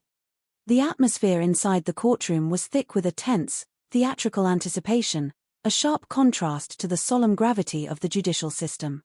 Evelyn Dick sat at the defense table, seemingly unbothered by the hundreds of hostile eyes boring into her back. For her first trial, which focused strictly on the brutal slaying and dismemberment of her husband John Dick, she maintained her carefully cultivated composure, dressing in immaculate, high-end tailored suits and adjusting her fur coat with a practiced, aristocratic grace that seemed to mock the grim reality of the proceedings. The prosecution, led by a formidable team of Crown attorneys, built a devastating, highly meticulous circumstantial case that relied heavily on the gruesome forensic findings of Dr. William Deadman and the damning physical evidence retrieved from the basement furnace. The Crown called a succession of neighbors who testified to the heavy, foul-smelling smoke that had billowed from the McLean chimney in early March, and they presented the jury with the tiny, charred bone fragments and the uniform eyelets that proved John Dick had met his end within the walls of that house. Evelyn's father, Donald McLean, sat nearby, a broken and weeping figure, his testimony a chaotic mess of self-preservation and fear as the Crown painted a picture of a monstrous father-daughter conspiracy designed to permanently silence an inconvenient husband. Evelyn's defense during this first trial struggled to counter the sheer volume of physical evidence, and her own shifting, highly contradictory statements to the police were used by the prosecution to demonstrate a total lack of credibility. After days of sensational testimony that dominated the front pages of every newspaper in North America, the jury returned a swift, unblinking verdict of guilty, and the judge, donning the traditional black cap, sentenced Evelyn Dick to death by hanging. However, the wheels of justice in post-war Canada were about to take a stunning, unprecedented turn that would secure this case's place in legal history. Refusing to accept the gallows, Evelyn's family utilized their remaining financial resources to hire J.J. Robinette, an exceptionally brilliant, sharp-minded young appellate lawyer from Toronto who was rapidly gaining a reputation as one of the finest legal minds in the British Commonwealth. Robinette reviewed the trial transcripts with a fine-toothed comb, looking not at the gruesome facts of the murder, but at the strict, technical boundaries of the law. He launched a masterful appeal in 1947, arguing before the Ontario Court of Appeal that the trial judge had committed a profound, fatal error by allowing the jury to hear the numerous, highly incriminating statements Evelyn had made to Detective Sergeant Robinson before she was officially cautioned and provided access to legal counsel. Robinette argued with a calm, devastating eloquence that the police had systematically violated her constitutional rights, using psychological pressure to extract confessions from a vulnerable woman. To the absolute shock and outrage of the public, the Court of Appeal agreed with Robinette's brilliant technical arguments, throwing out the original conviction and ordering a brand new trial for the murder of John Dick.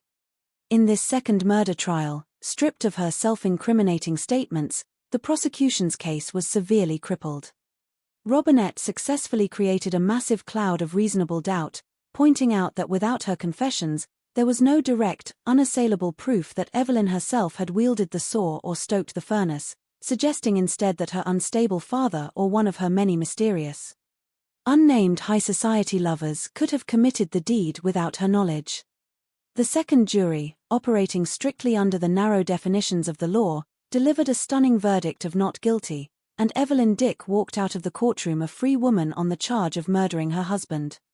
A spectacular legal turnaround that left the citizens of Hamilton in a state of utter disbelief. But the crown was not finished, and Evelyn's brief taste of freedom was instantly cut short by the second, far more horrifying indictment that had been waiting in the wings, the murder of the infant found in the attic suitcase. This subsequent trial, focusing on the death of Peter David White, took place in an environment completely devoid of the high society glamour that had characterized the earlier proceedings. The jury was shown the crude block of 11 Mang and the tiny, mummified remains of the baby who had been ruthlessly sciatique shortly after his birth. J.J. Robinette once again fought valiantly for his client, attempting to argue that Evelyn was suffering from severe postpartum psychosis and a state of complete emotional desperation, which rendered her incapable of understanding the nature of her actions. The legal battle was fierce, a clinical dissection of human psychology versus criminal intent. The prosecution argued that the meticulous preservation of the body in cement and its concealment on the Gak Mai for over a year demonstrated a cold, calculated awareness of guilt and a deliberate attempt to evade justice. This time, the jury refused to grant her a complete acquittal.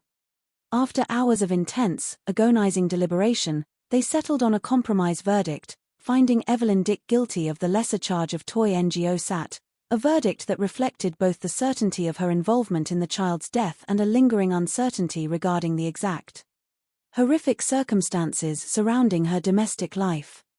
The judge, determined to ensure she would not escape penalties again, sentenced her to the absolute maximum penalty allowed under the law, a term of imprisonment for the duration of her natural life, a final, heavy sentence that brought a grim, exhausting end to the greatest legal circus Canada had ever seen. The heavy steel gates of the Kingston Penitentiary for Women slammed shut behind Evelyn Dick in 1947, marking the beginning of a long, quiet exile that contrasted sharply with the chaotic, media-saturated circus of her trials. For 11 years, the woman who had dominated the front pages of every newspaper in the country lived as prisoner number 411, her days reduced to the grey, monotonous rhythms of prison life, far removed from the luxurious fur coats, fine jewelry, and high society lounges of Hamilton. Behind those thick stone walls, Evelyn proved to be an exemplary inmate, adopting a quiet, compliant demeanor that puzzled the prison authorities just as much as her defiance had during the investigation. She worked diligently in the laundry and the sewing rooms, keeping her head down and avoiding the petty dramas of the prison yard, a strategy that eventually paid off when her legal team successfully petitioned for an early release on parole in 1958, citing her flawless record of rehabilitation. Upon her release into the crisp morning air of 1958, Evelyn Dick did not return to the city that had birthed her legend, nor did she attempt to reclaim her place in the social hierarchy. Recognizing that the name Evelyn Dick would forever carry a toxic, dangerous stigma, the Canadian government took the unprecedented step of granting her a completely new legal identity, erasing her past with a stroke of a bureaucratic pen to protect her from public vengeance. She vanished into the vast, anonymous landscape of post-war Canada, a ghost in plain sight, adopting a mundane, ordinary life under a name that has never been officially revealed to this day. The woman who had held the secrets of Hamilton's elite in her little black book spent the remainder of her life in total obscurity, perhaps working as a quiet clerk or a lonely housekeeper, carrying the terrible weight of her secrets to her grave. In 1985, the final legal chapter was quietly closed when she was granted a formal royal prerogative of mercy, a full pardon that officially wiped her slate clean, though it could never wash away the dark stains of the past from the collective memory of the nation. The legacy of the Hamilton torso murder extends far beyond the gruesome details of a severed body on a mountain slope or a mummified infant in an attic suitcase. It remains a profound, unsettling mirror held up to the deep-seated hypocrisies of mid-century society.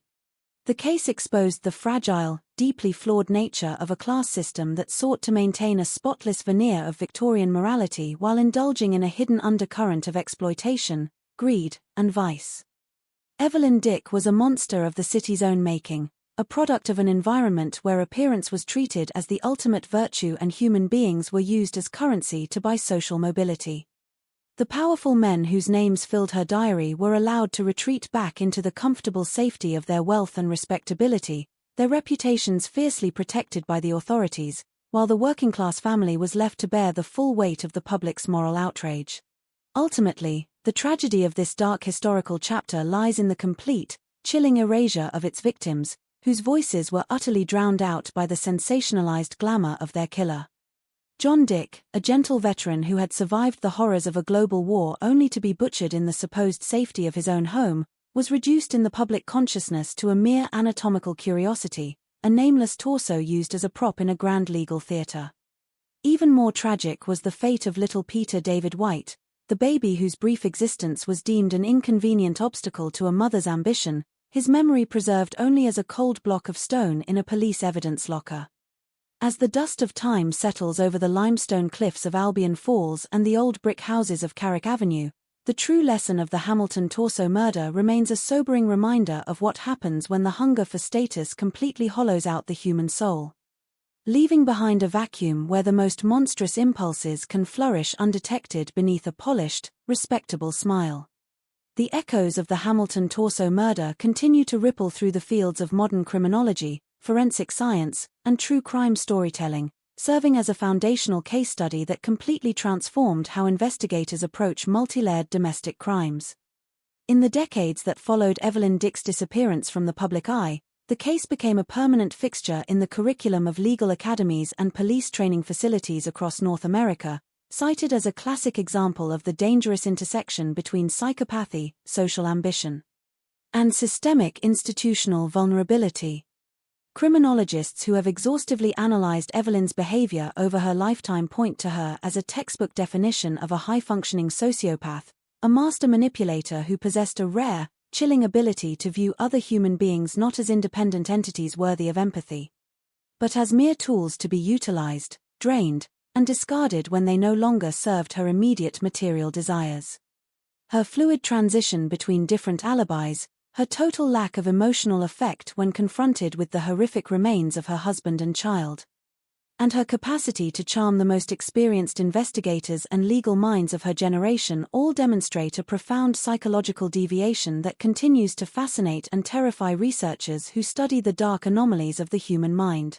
From a purely forensic perspective, the investigation into the horrors on Carrick Avenue marked a significant turning point in the professionalization of criminal identification and scene management in Canada. The meticulous work of Dr. William Deadman, who managed to extract a definitive biological identity from a heavily mutilated, partially incinerated torso using highly specific internal medical anomalies, set a brand new standard for pathology at a time when DNA profiling was still decades away from existence. The case proved to the judicial system that circumstantial and forensic evidence, when gathered with absolute precision and analyzed with rigorous scientific skepticism, could be powerful enough to secure a conviction even in the total absence of a complete body, a skull, or a definitive weapon. It forced police departments to abandon the outdated, aggressive interrogation tactics of the pre-war era and invest heavily in scientific laboratories, systematic evidence collection, and professional photography. recognizing that the modern courtroom demanded unassailable physical proof rather than confessions extracted under psychological duress. Furthermore, the legal battles orchestrated by J.J. Robinette during the dramatic appeals and retrials of 1947 left an indelible, permanent mark on the evolution of constitutional law and civil rights within the Canadian justice system. The landmark decision by the Court of Appeal to throw out Evelyn's original death sentence because the police had failed to properly caution her before taking her statements established a powerful, non-negotiable precedent that permanently protected the rights of accused individuals against arbitrary state authority.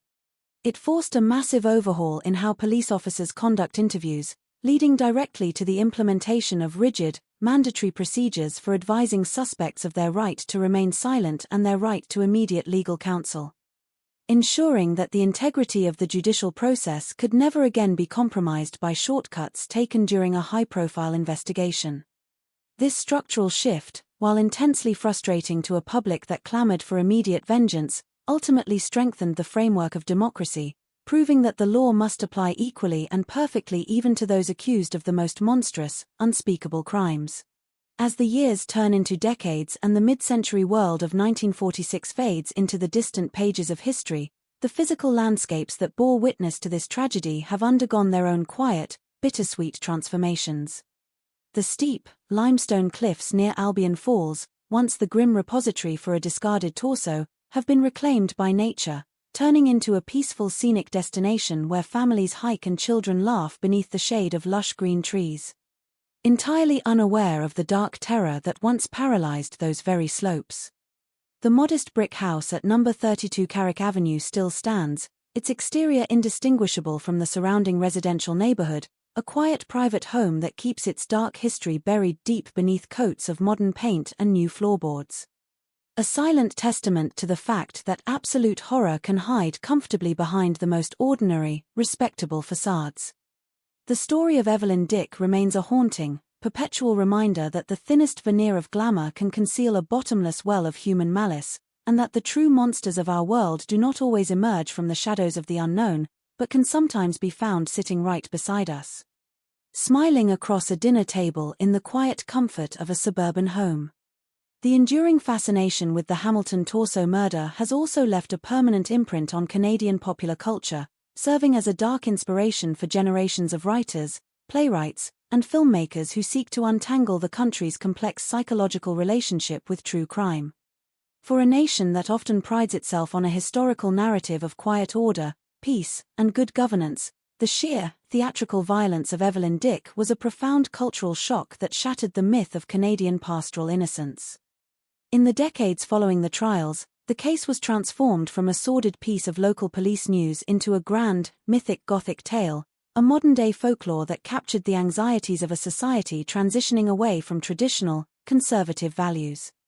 The image of the beautiful, unrepentant woman in the expensive fur coat standing in the prisoner's dock became an iconic, deeply transgressive symbol of female rebellion and socio-economic defiance, challenging the rigid, patriarchal definitions of womanhood and domesticity that dominated the mid-century era. This cultural obsession manifested in numerous artistic interpretations, most notably in the acclaimed musical play titled Torso, which reconstructed the trial through a stylized, avant-garde lens, and a major television film that brought the grim reality of Carrick Avenue to a whole new generation of viewers. These creative works did not merely seek to exploit the sensational elements of the butchery. Instead, they used the historical framework of the 1946 investigation to critique the profound gender inequalities and social hypocrisies of the time, asking audiences to question whether Evelyn was purely a predatory monster or also, in some warped and tragic way, a product of a deeply repressive system that drove her to extreme, murderous measures.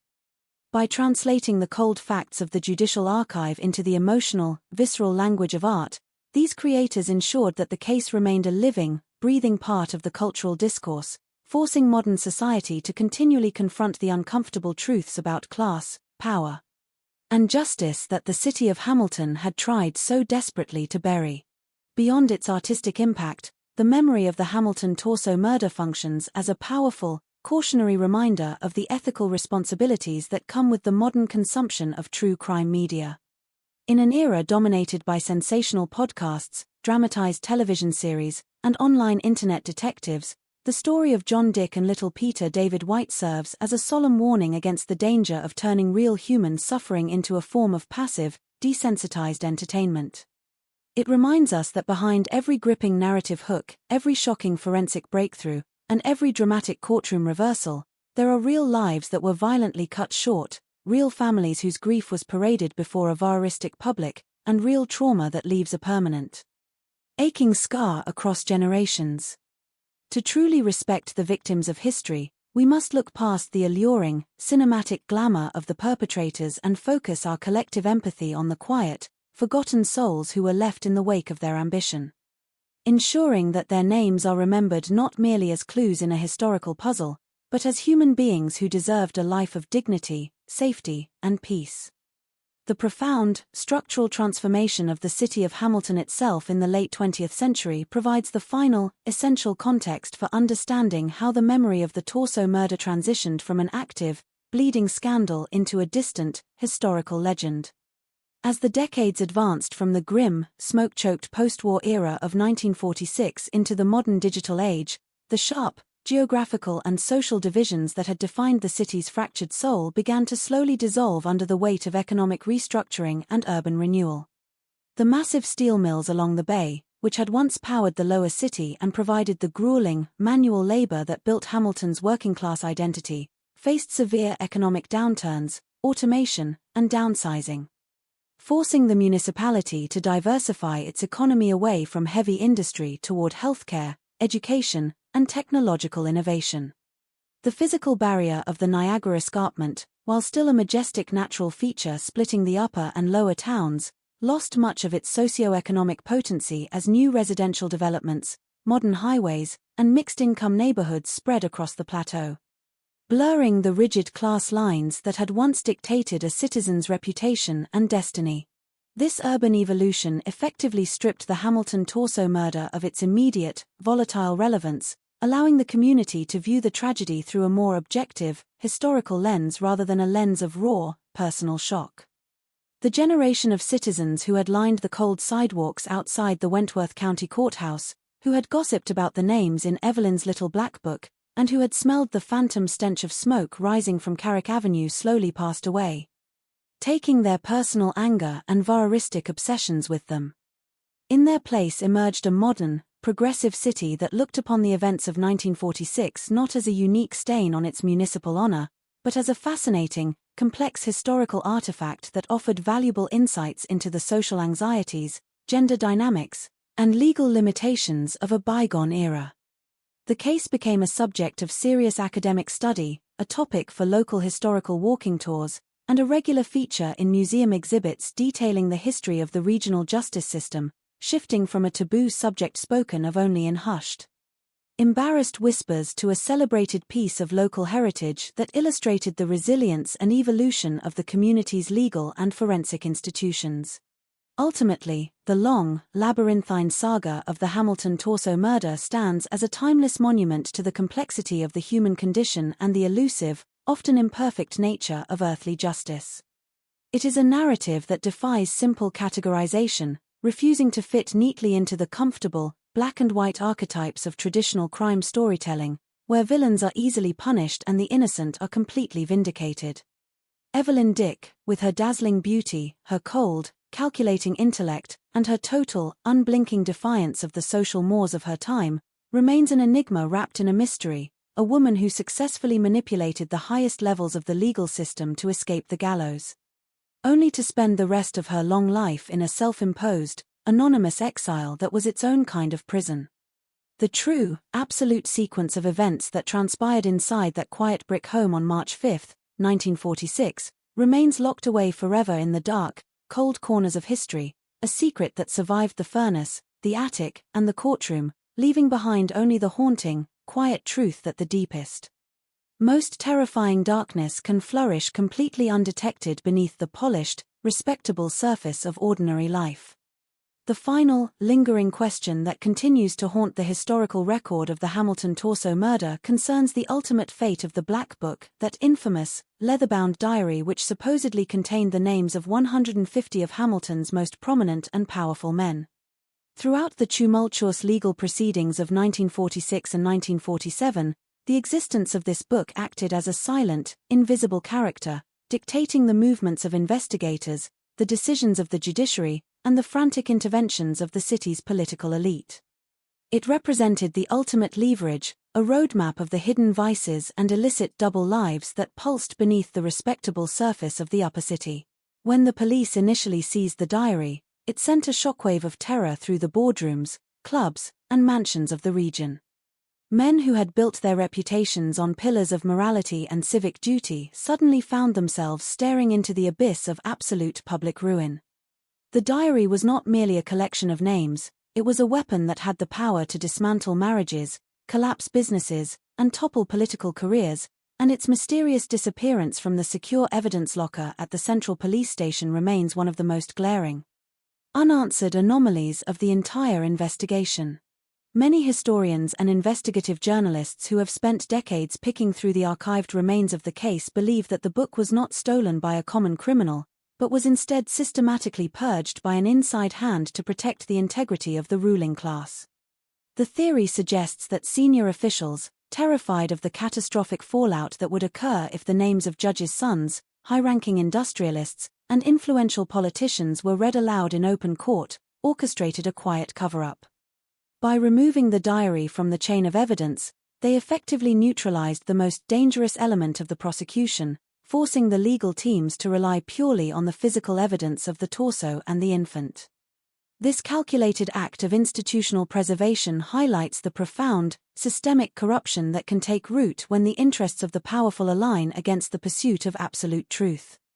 It suggests that the justice system, while theoretically blind, was heavily influenced by the social weight of the individuals involved, ensuring that while Evelyn Dick would face the consequences of her actions, the men who had fueled her lifestyle and participated in her web of vice would remain completely untouched, shielded by a protective layer of privilege that the law could not penetrate.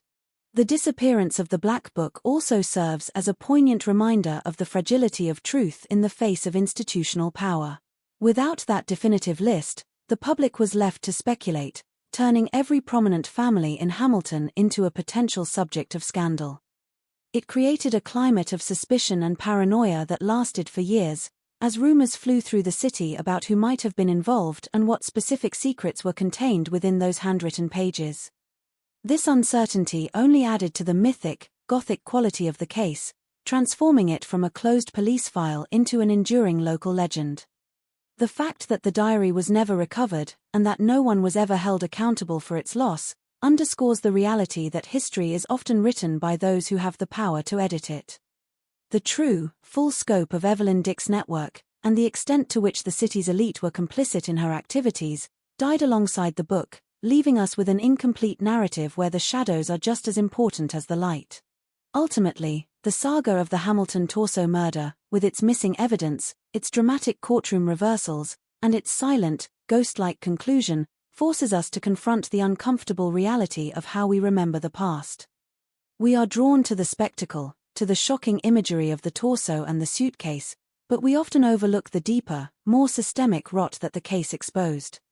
It is a story about the absolute failure of protection for the vulnerable, for John Dick, the hard-working veteran who trusted the wrong person, and for Peter David White, the infant who never stood a chance against the cold machinery of his mother's ambition.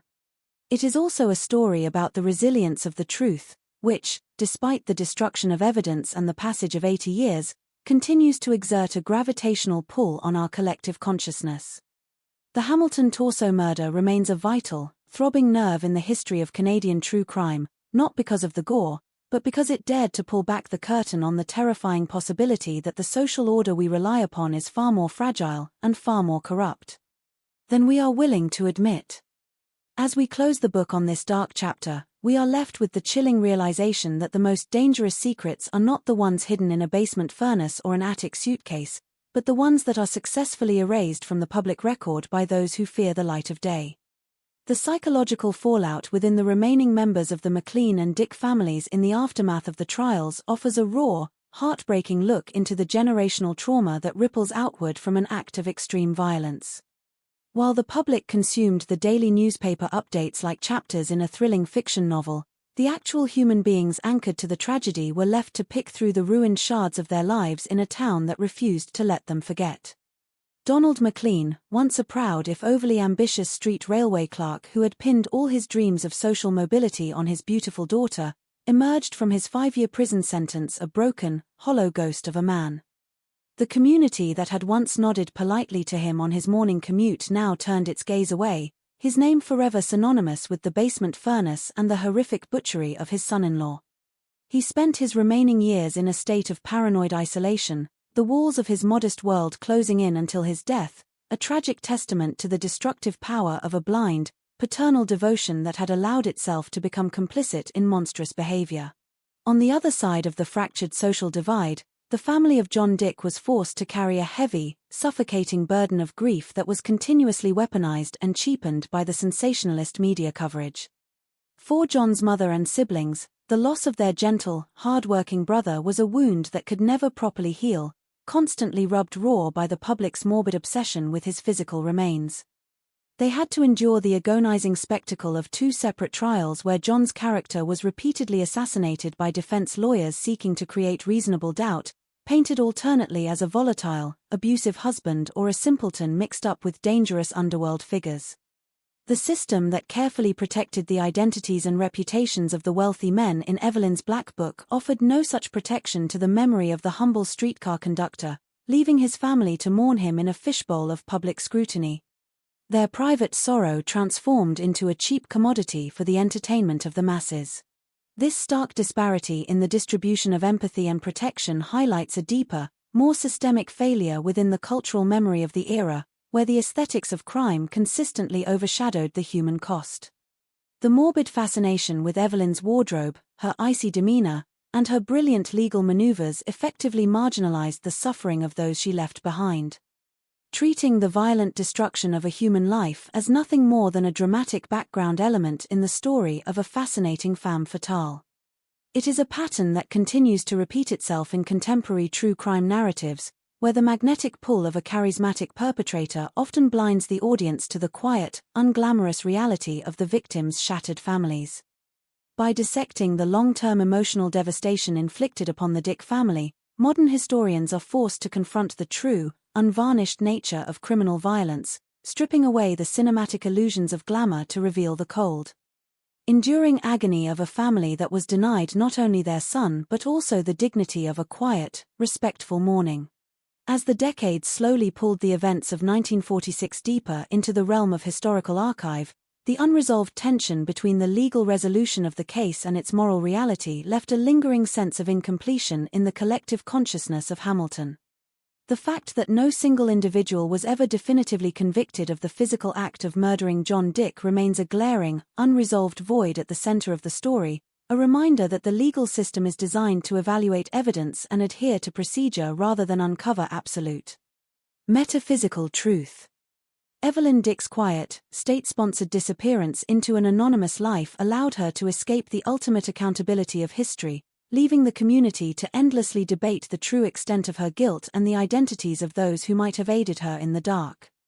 This enduring mystery ensures that the Hamilton torso murder will never truly be laid to rest, remaining an active, unsettling fable about the limitations of human justice and the heavy, unacknowledged price a society pays when it allows the pursuit of status and the protection of privilege to subvert the search for truth.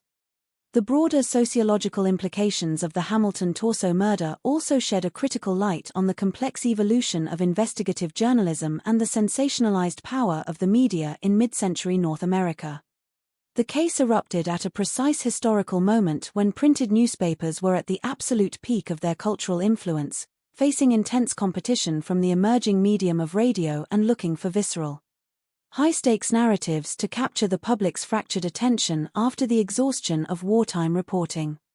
The journalists who descended upon the courthouse and the quiet street of Carrick Avenue were not merely passive observers recording the facts of a legal proceeding, They actively participated in constructing a highly stylized, commercialized melodrama that transformed real-world butchery into a lucrative public spectacle. By utilizing dramatic, pulp fiction vocabulary, running massive, multi-page photo spreads of Evelyn Dick's wardrobe, and publishing speculative, unverified rumors about her private life, the press created a feeding frenzy that fundamentally altered the environment in which the police and the courts had to operate, blurring the line between objective journalism and predatory entertainment.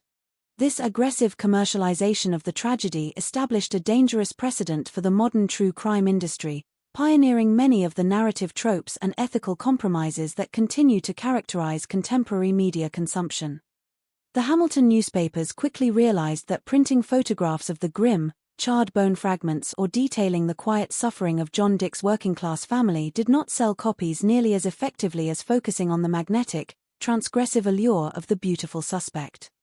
The media systematically chose to prioritize the aesthetic glamour of the perpetrator over the human reality of the crime, turning Evelyn into a dark celebrity and an object of intense voyeuristic fascination while marginalizing the profound loss experienced by those she had destroyed. This structural bias in coverage not only cheapened the value of the lives lost but also exerted a subtle, immense pressure on the legal system itself, as judges, crown prosecutors, and defense attorneys found themselves performing for a hyperreactive public gallery that demanded a narrative resolution that was dramatic and satisfying rather than strictly adhering to the messy, complicated reality of evidence. The enduring cultural shadow of the case ultimately serves as a powerful reminder of the hidden costs of societal denial and the collective complicity that allows systemic rot to flourish behind a mask of respectability. The city of Hamilton, in its desperate rush to bury the memory of the Torso murder and protect the names of the powerful elite who had enabled Evelyn's lifestyle, chose a path of convenient amnesia that left the deepest questions of the case permanently unanswered.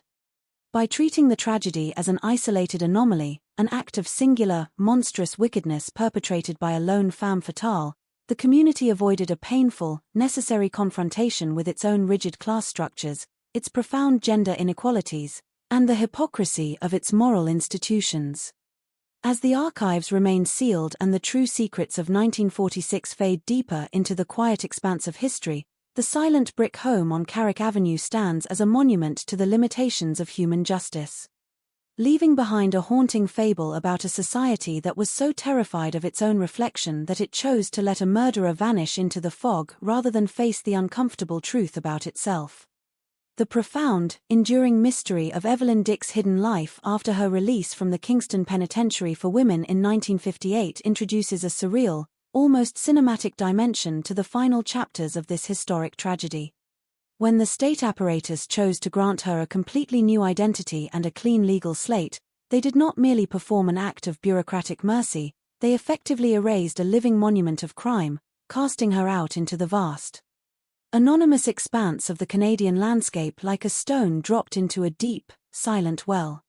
For nearly 3 decades until her formal royal pardon in 1985, and presumably until her unrecorded death, she walked among ordinary citizens as an invisible ghost, perhaps riding the very same streetcars that her husband had once driven, or standing in lines at grocery stores beside people who had once screamed for her execution outside the courthouse gates. This total, state-enforced oblivion created a vacuum that has been continuously filled by urban legends, speculative theories, and late-night whispers among local historians, with some claiming she lived out her days as a quiet, soft-spoken grandmother in a sleepy suburban town in British Columbia, while others swore they spotted her working under an assumed name in a modest Toronto office building, her piercing dark eyes the only remaining link to the glamorous femme fatale of 1946. This absolute severance from her past underscores a deeper, highly disturbing paradox at the heart of the modern penal system's philosophy of rehabilitation and societal reintegration. To the family of John Dick and the collective conscience of a community that had been permanently traumatized by the butchery, the concept that a woman convicted of killing her own infant and heavily implicated in the grotesque dismemberment of her husband could be quietly integrated back into civil society was an bitter, almost unpalatable pill to swallow.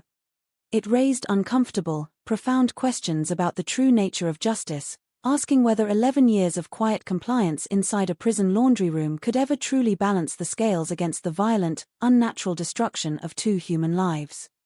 The government's decision to prioritize her safety and privacy over the public's right to know created a lingering sense of systemic betrayal, suggesting that the state was more invested in closing an embarrassing, politically volatile historical chapter than in providing a transparent, ongoing accountability to the victims who had been left entirely without a voice. The absolute silence that enveloped the remaining years of Evelyn Dick's earthly existence ultimately serves as the perfect, chilling metaphor for the structural amnesia that allowed the elite of Hamilton to survive the scandal completely unscathed. By allowing the central figure of the tragedy to vanish smoothly into the fog of an anonymous life, the justice system effectively ensured that the deep secrets she carried regarding the corrupt, hypocritical underbelly of high society would never be brought back to light.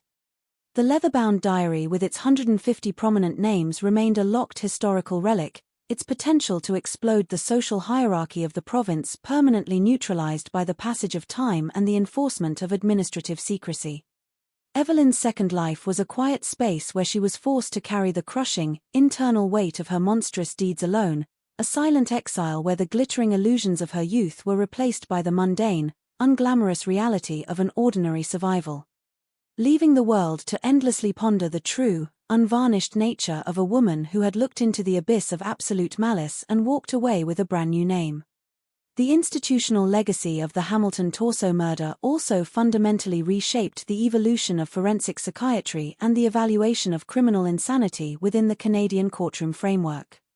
During the intense legal battles of 1946 and 1947, when J.J. Robinette desperately attempted to mitigate the severity of the charges regarding the infant found in the attic suitcase, the judicial system was forced to confront the highly complex, uncharted territory of postpartum depression and maternal mental trauma.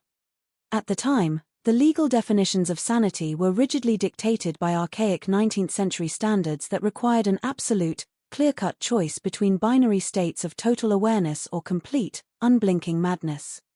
The expert psychiatric testimony introduced during Evelyn Dick's subsequent trial for manslaughter challenged these simplistic notions, presenting the jury with a nuanced, deeply unsettling portrait of a mind fractured by intense socio-economic pressure, internal familial abuse, and deep emotional isolation, which created a psychological environment where the line between calculated malice and a desperate, reactive psychosis became completely blurred. This pioneering integration of psychological assessment into a high-stakes capital trial marked a profound, permanent transition in how the state evaluates the moral culpability of individuals accused of extreme domestic violence. It forced the medical and legal communities to collaborate on developing more sophisticated, objective criteria for diagnosing severe personality disorders, moving away from subjective moral judgments about a suspect's lifestyle or sexual behavior toward a more rigorous, scientific understanding of internal trauma and cognitive dysfunction. The intense public and academic debates generated by the case directly influenced subsequent legislative reforms that sought to modernize the definitions of manslaughter and criminal negligence, ensuring that future juries would have the necessary legal mechanisms to consider mitigating mental health factors without completely absolving the perpetrator of accountability.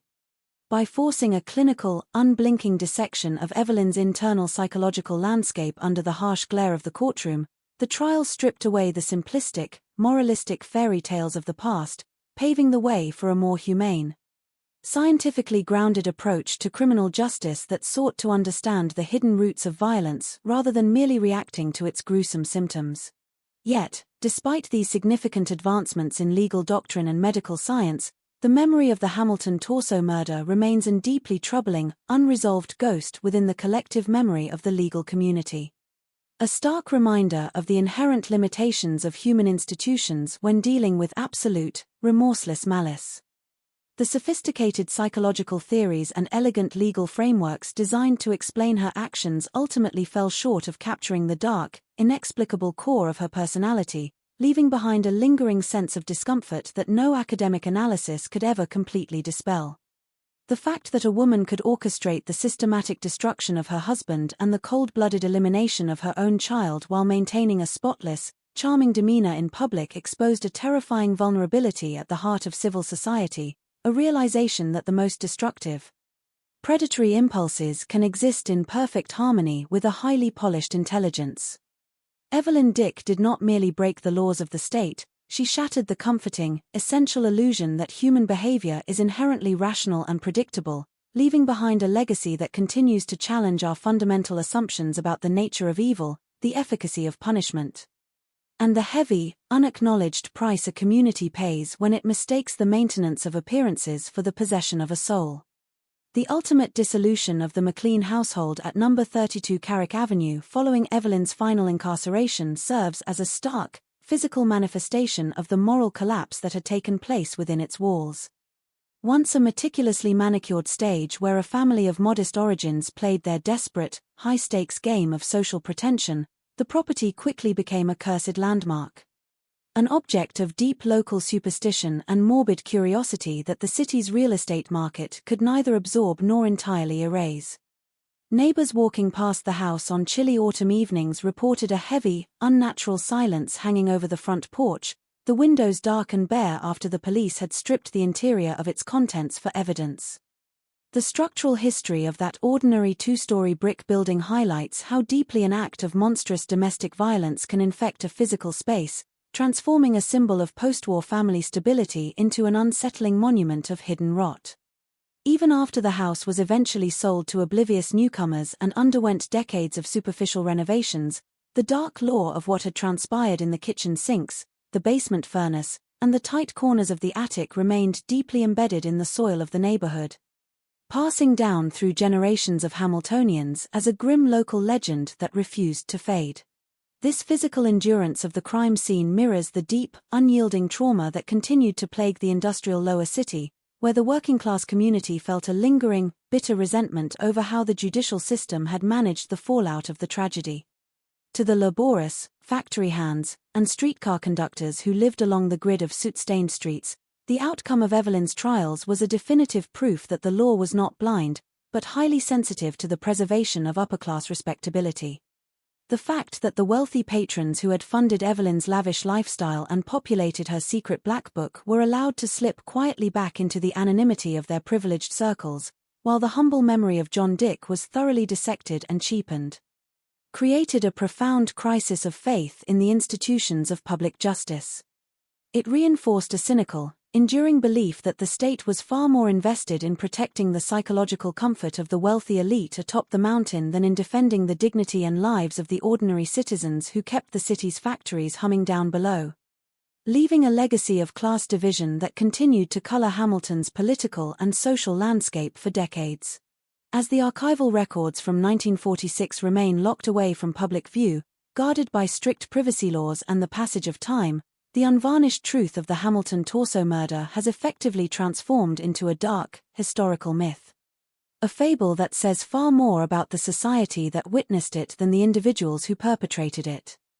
The figure of Evelyn Dick, stripped of her living reality and her quiet second life as an anonymous citizen, has been thoroughly absorbed into the global pantheon of true crime archetypes, a classic representation of the destructive power of a hollowed-out ambition. Yet, by continually returning to the grim details of the furnace and the attic suitcase, modern culture keeps the tragedy alive, refusing to let the secrets of Carrick Avenue completely vanish into the fog of history. The case remains a perpetual, chilling warning about the heavy, unacknowledged price of human vanity, a reminder that beneath the most polished smiles, the grandest houses, and the most respectable social positions, there can exist a bottomless, cold-blooded void capable of tearing the fabric of human decency to absolute shreds. The final, absolute closure of the Hamilton torso murder case did not arrive with a dramatic announcement from the steps of the courthouse or a sensational confession broadcast over the evening radio waves. It came in the quiet, completely unrecorded moments when the physical evidence was systematically destroyed or locked away in the deepest recesses of the provincial archives. By the turn of the 21st century, the physical remnants of the 1946 investigation, the coarse rope used to bind the cardboard suitcase, the rusted tools retrieved from the Carrick Avenue cellar, and the tiny, scorched fragments of bone that Dr. William Deadman had meticulously catalogued under the harsh morgue lights had mostly been quietly incinerated by the authorities or transferred to restricted state repositories where they could no longer be touched by the voyeuristic hands of public curiosity. This administrative sanitization of the crime scene was a final, deliberate effort to lower the curtain on a tragedy that had exposed the most vulnerable, corrupt mechanisms of Canadian society, ensuring that the dark physical artifacts of the butchery would fade away alongside the human beings who had been destroyed by them. The state had effectively decided that some secrets were too heavy to remain in the light, choosing to replace the visceral, bleeding reality of the evidence with the sterile, safe neutrality of official legal dossiers that require special permission and deep academic justification to even glance at. This systematic erasure of the physical crime mirrors the profound, chilling silence that characterized the final decades of the 20th century for the city of Hamilton, as the community actively chose a path of collective amnesia to heal the deep institutional scars left by Evelyn Dick's trials. The sensational headlines that had once driven the entire country into a frenzy of moral outrage slowly became nothing more than brittle, yellowing microfilms hidden away in the basement drawers of the public library, consulted only by an occasional historian or a restless crime writer seeking to understand the dark roots of the city's past. The names of the wealthy elite who had once trembled at the thought of Evelyn's little leather-bound black book being read aloud in court were eventually carved into grand, respectable monuments in the city's finest cemeteries, their historical reputations successfully preserved and insulated from the toxic fallout of the 1946 scandal by the unstoppable, forgiving march of time. This cultural scrubbing of the narrative allowed Hamilton to reshape its identity for the modern era, transforming itself from a fractured, hypocritical industrial town paralyzed by a grotesque domestic horror into a progressive, unified metropolitan center that prefers to look forward to the promises of the future rather than looking back into the bottomless, terrifying abyss of its mid-century history. Ultimately, the long, haunting fable of the Hamilton torso murder leaves behind an enduring, quiet monument to the absolute, terrifying limits of human justice and the fundamental impossibility of ever truly repairing the damage inflicted by an act of pure, unblinking malice. The legal system, with all its grand architectures, its rigorous rules of evidence, and its highly sophisticated definitions of constitutional rights, succeeded in processing the paperwork and enforcing the administrative sentences. But it remained completely unequipped to heal the shattered soul of a working-class family or restore the stolen life of a gentle streetcar conductor and an innocent newborn infant. Evelyn Dick's long, state-sponsored second life as an anonymous citizen stands as a permanent, unsettling reminder that our laws are designed to manage human behavior rather than satisfy the moral demands of the spirit, leaving behind a lingering, cold realization that some debts can never be fully repaid in the currency of earthly punishment. As the heavy fog rolls across the limestone cliffs of Albion Falls and settles over the quiet grid of streets down below, the silent brick house on Carrick Avenue remains a timeless warning to the world, a whisper from the past reminding us that beneath the most polished smiles, the most comfortable lifestyles, and the most respectable social structures, there can exist a darkness so cold, so deep, and so completely remorseless that it can swallow the human soul whole and leave absolutely nothing behind but a shadow in the night.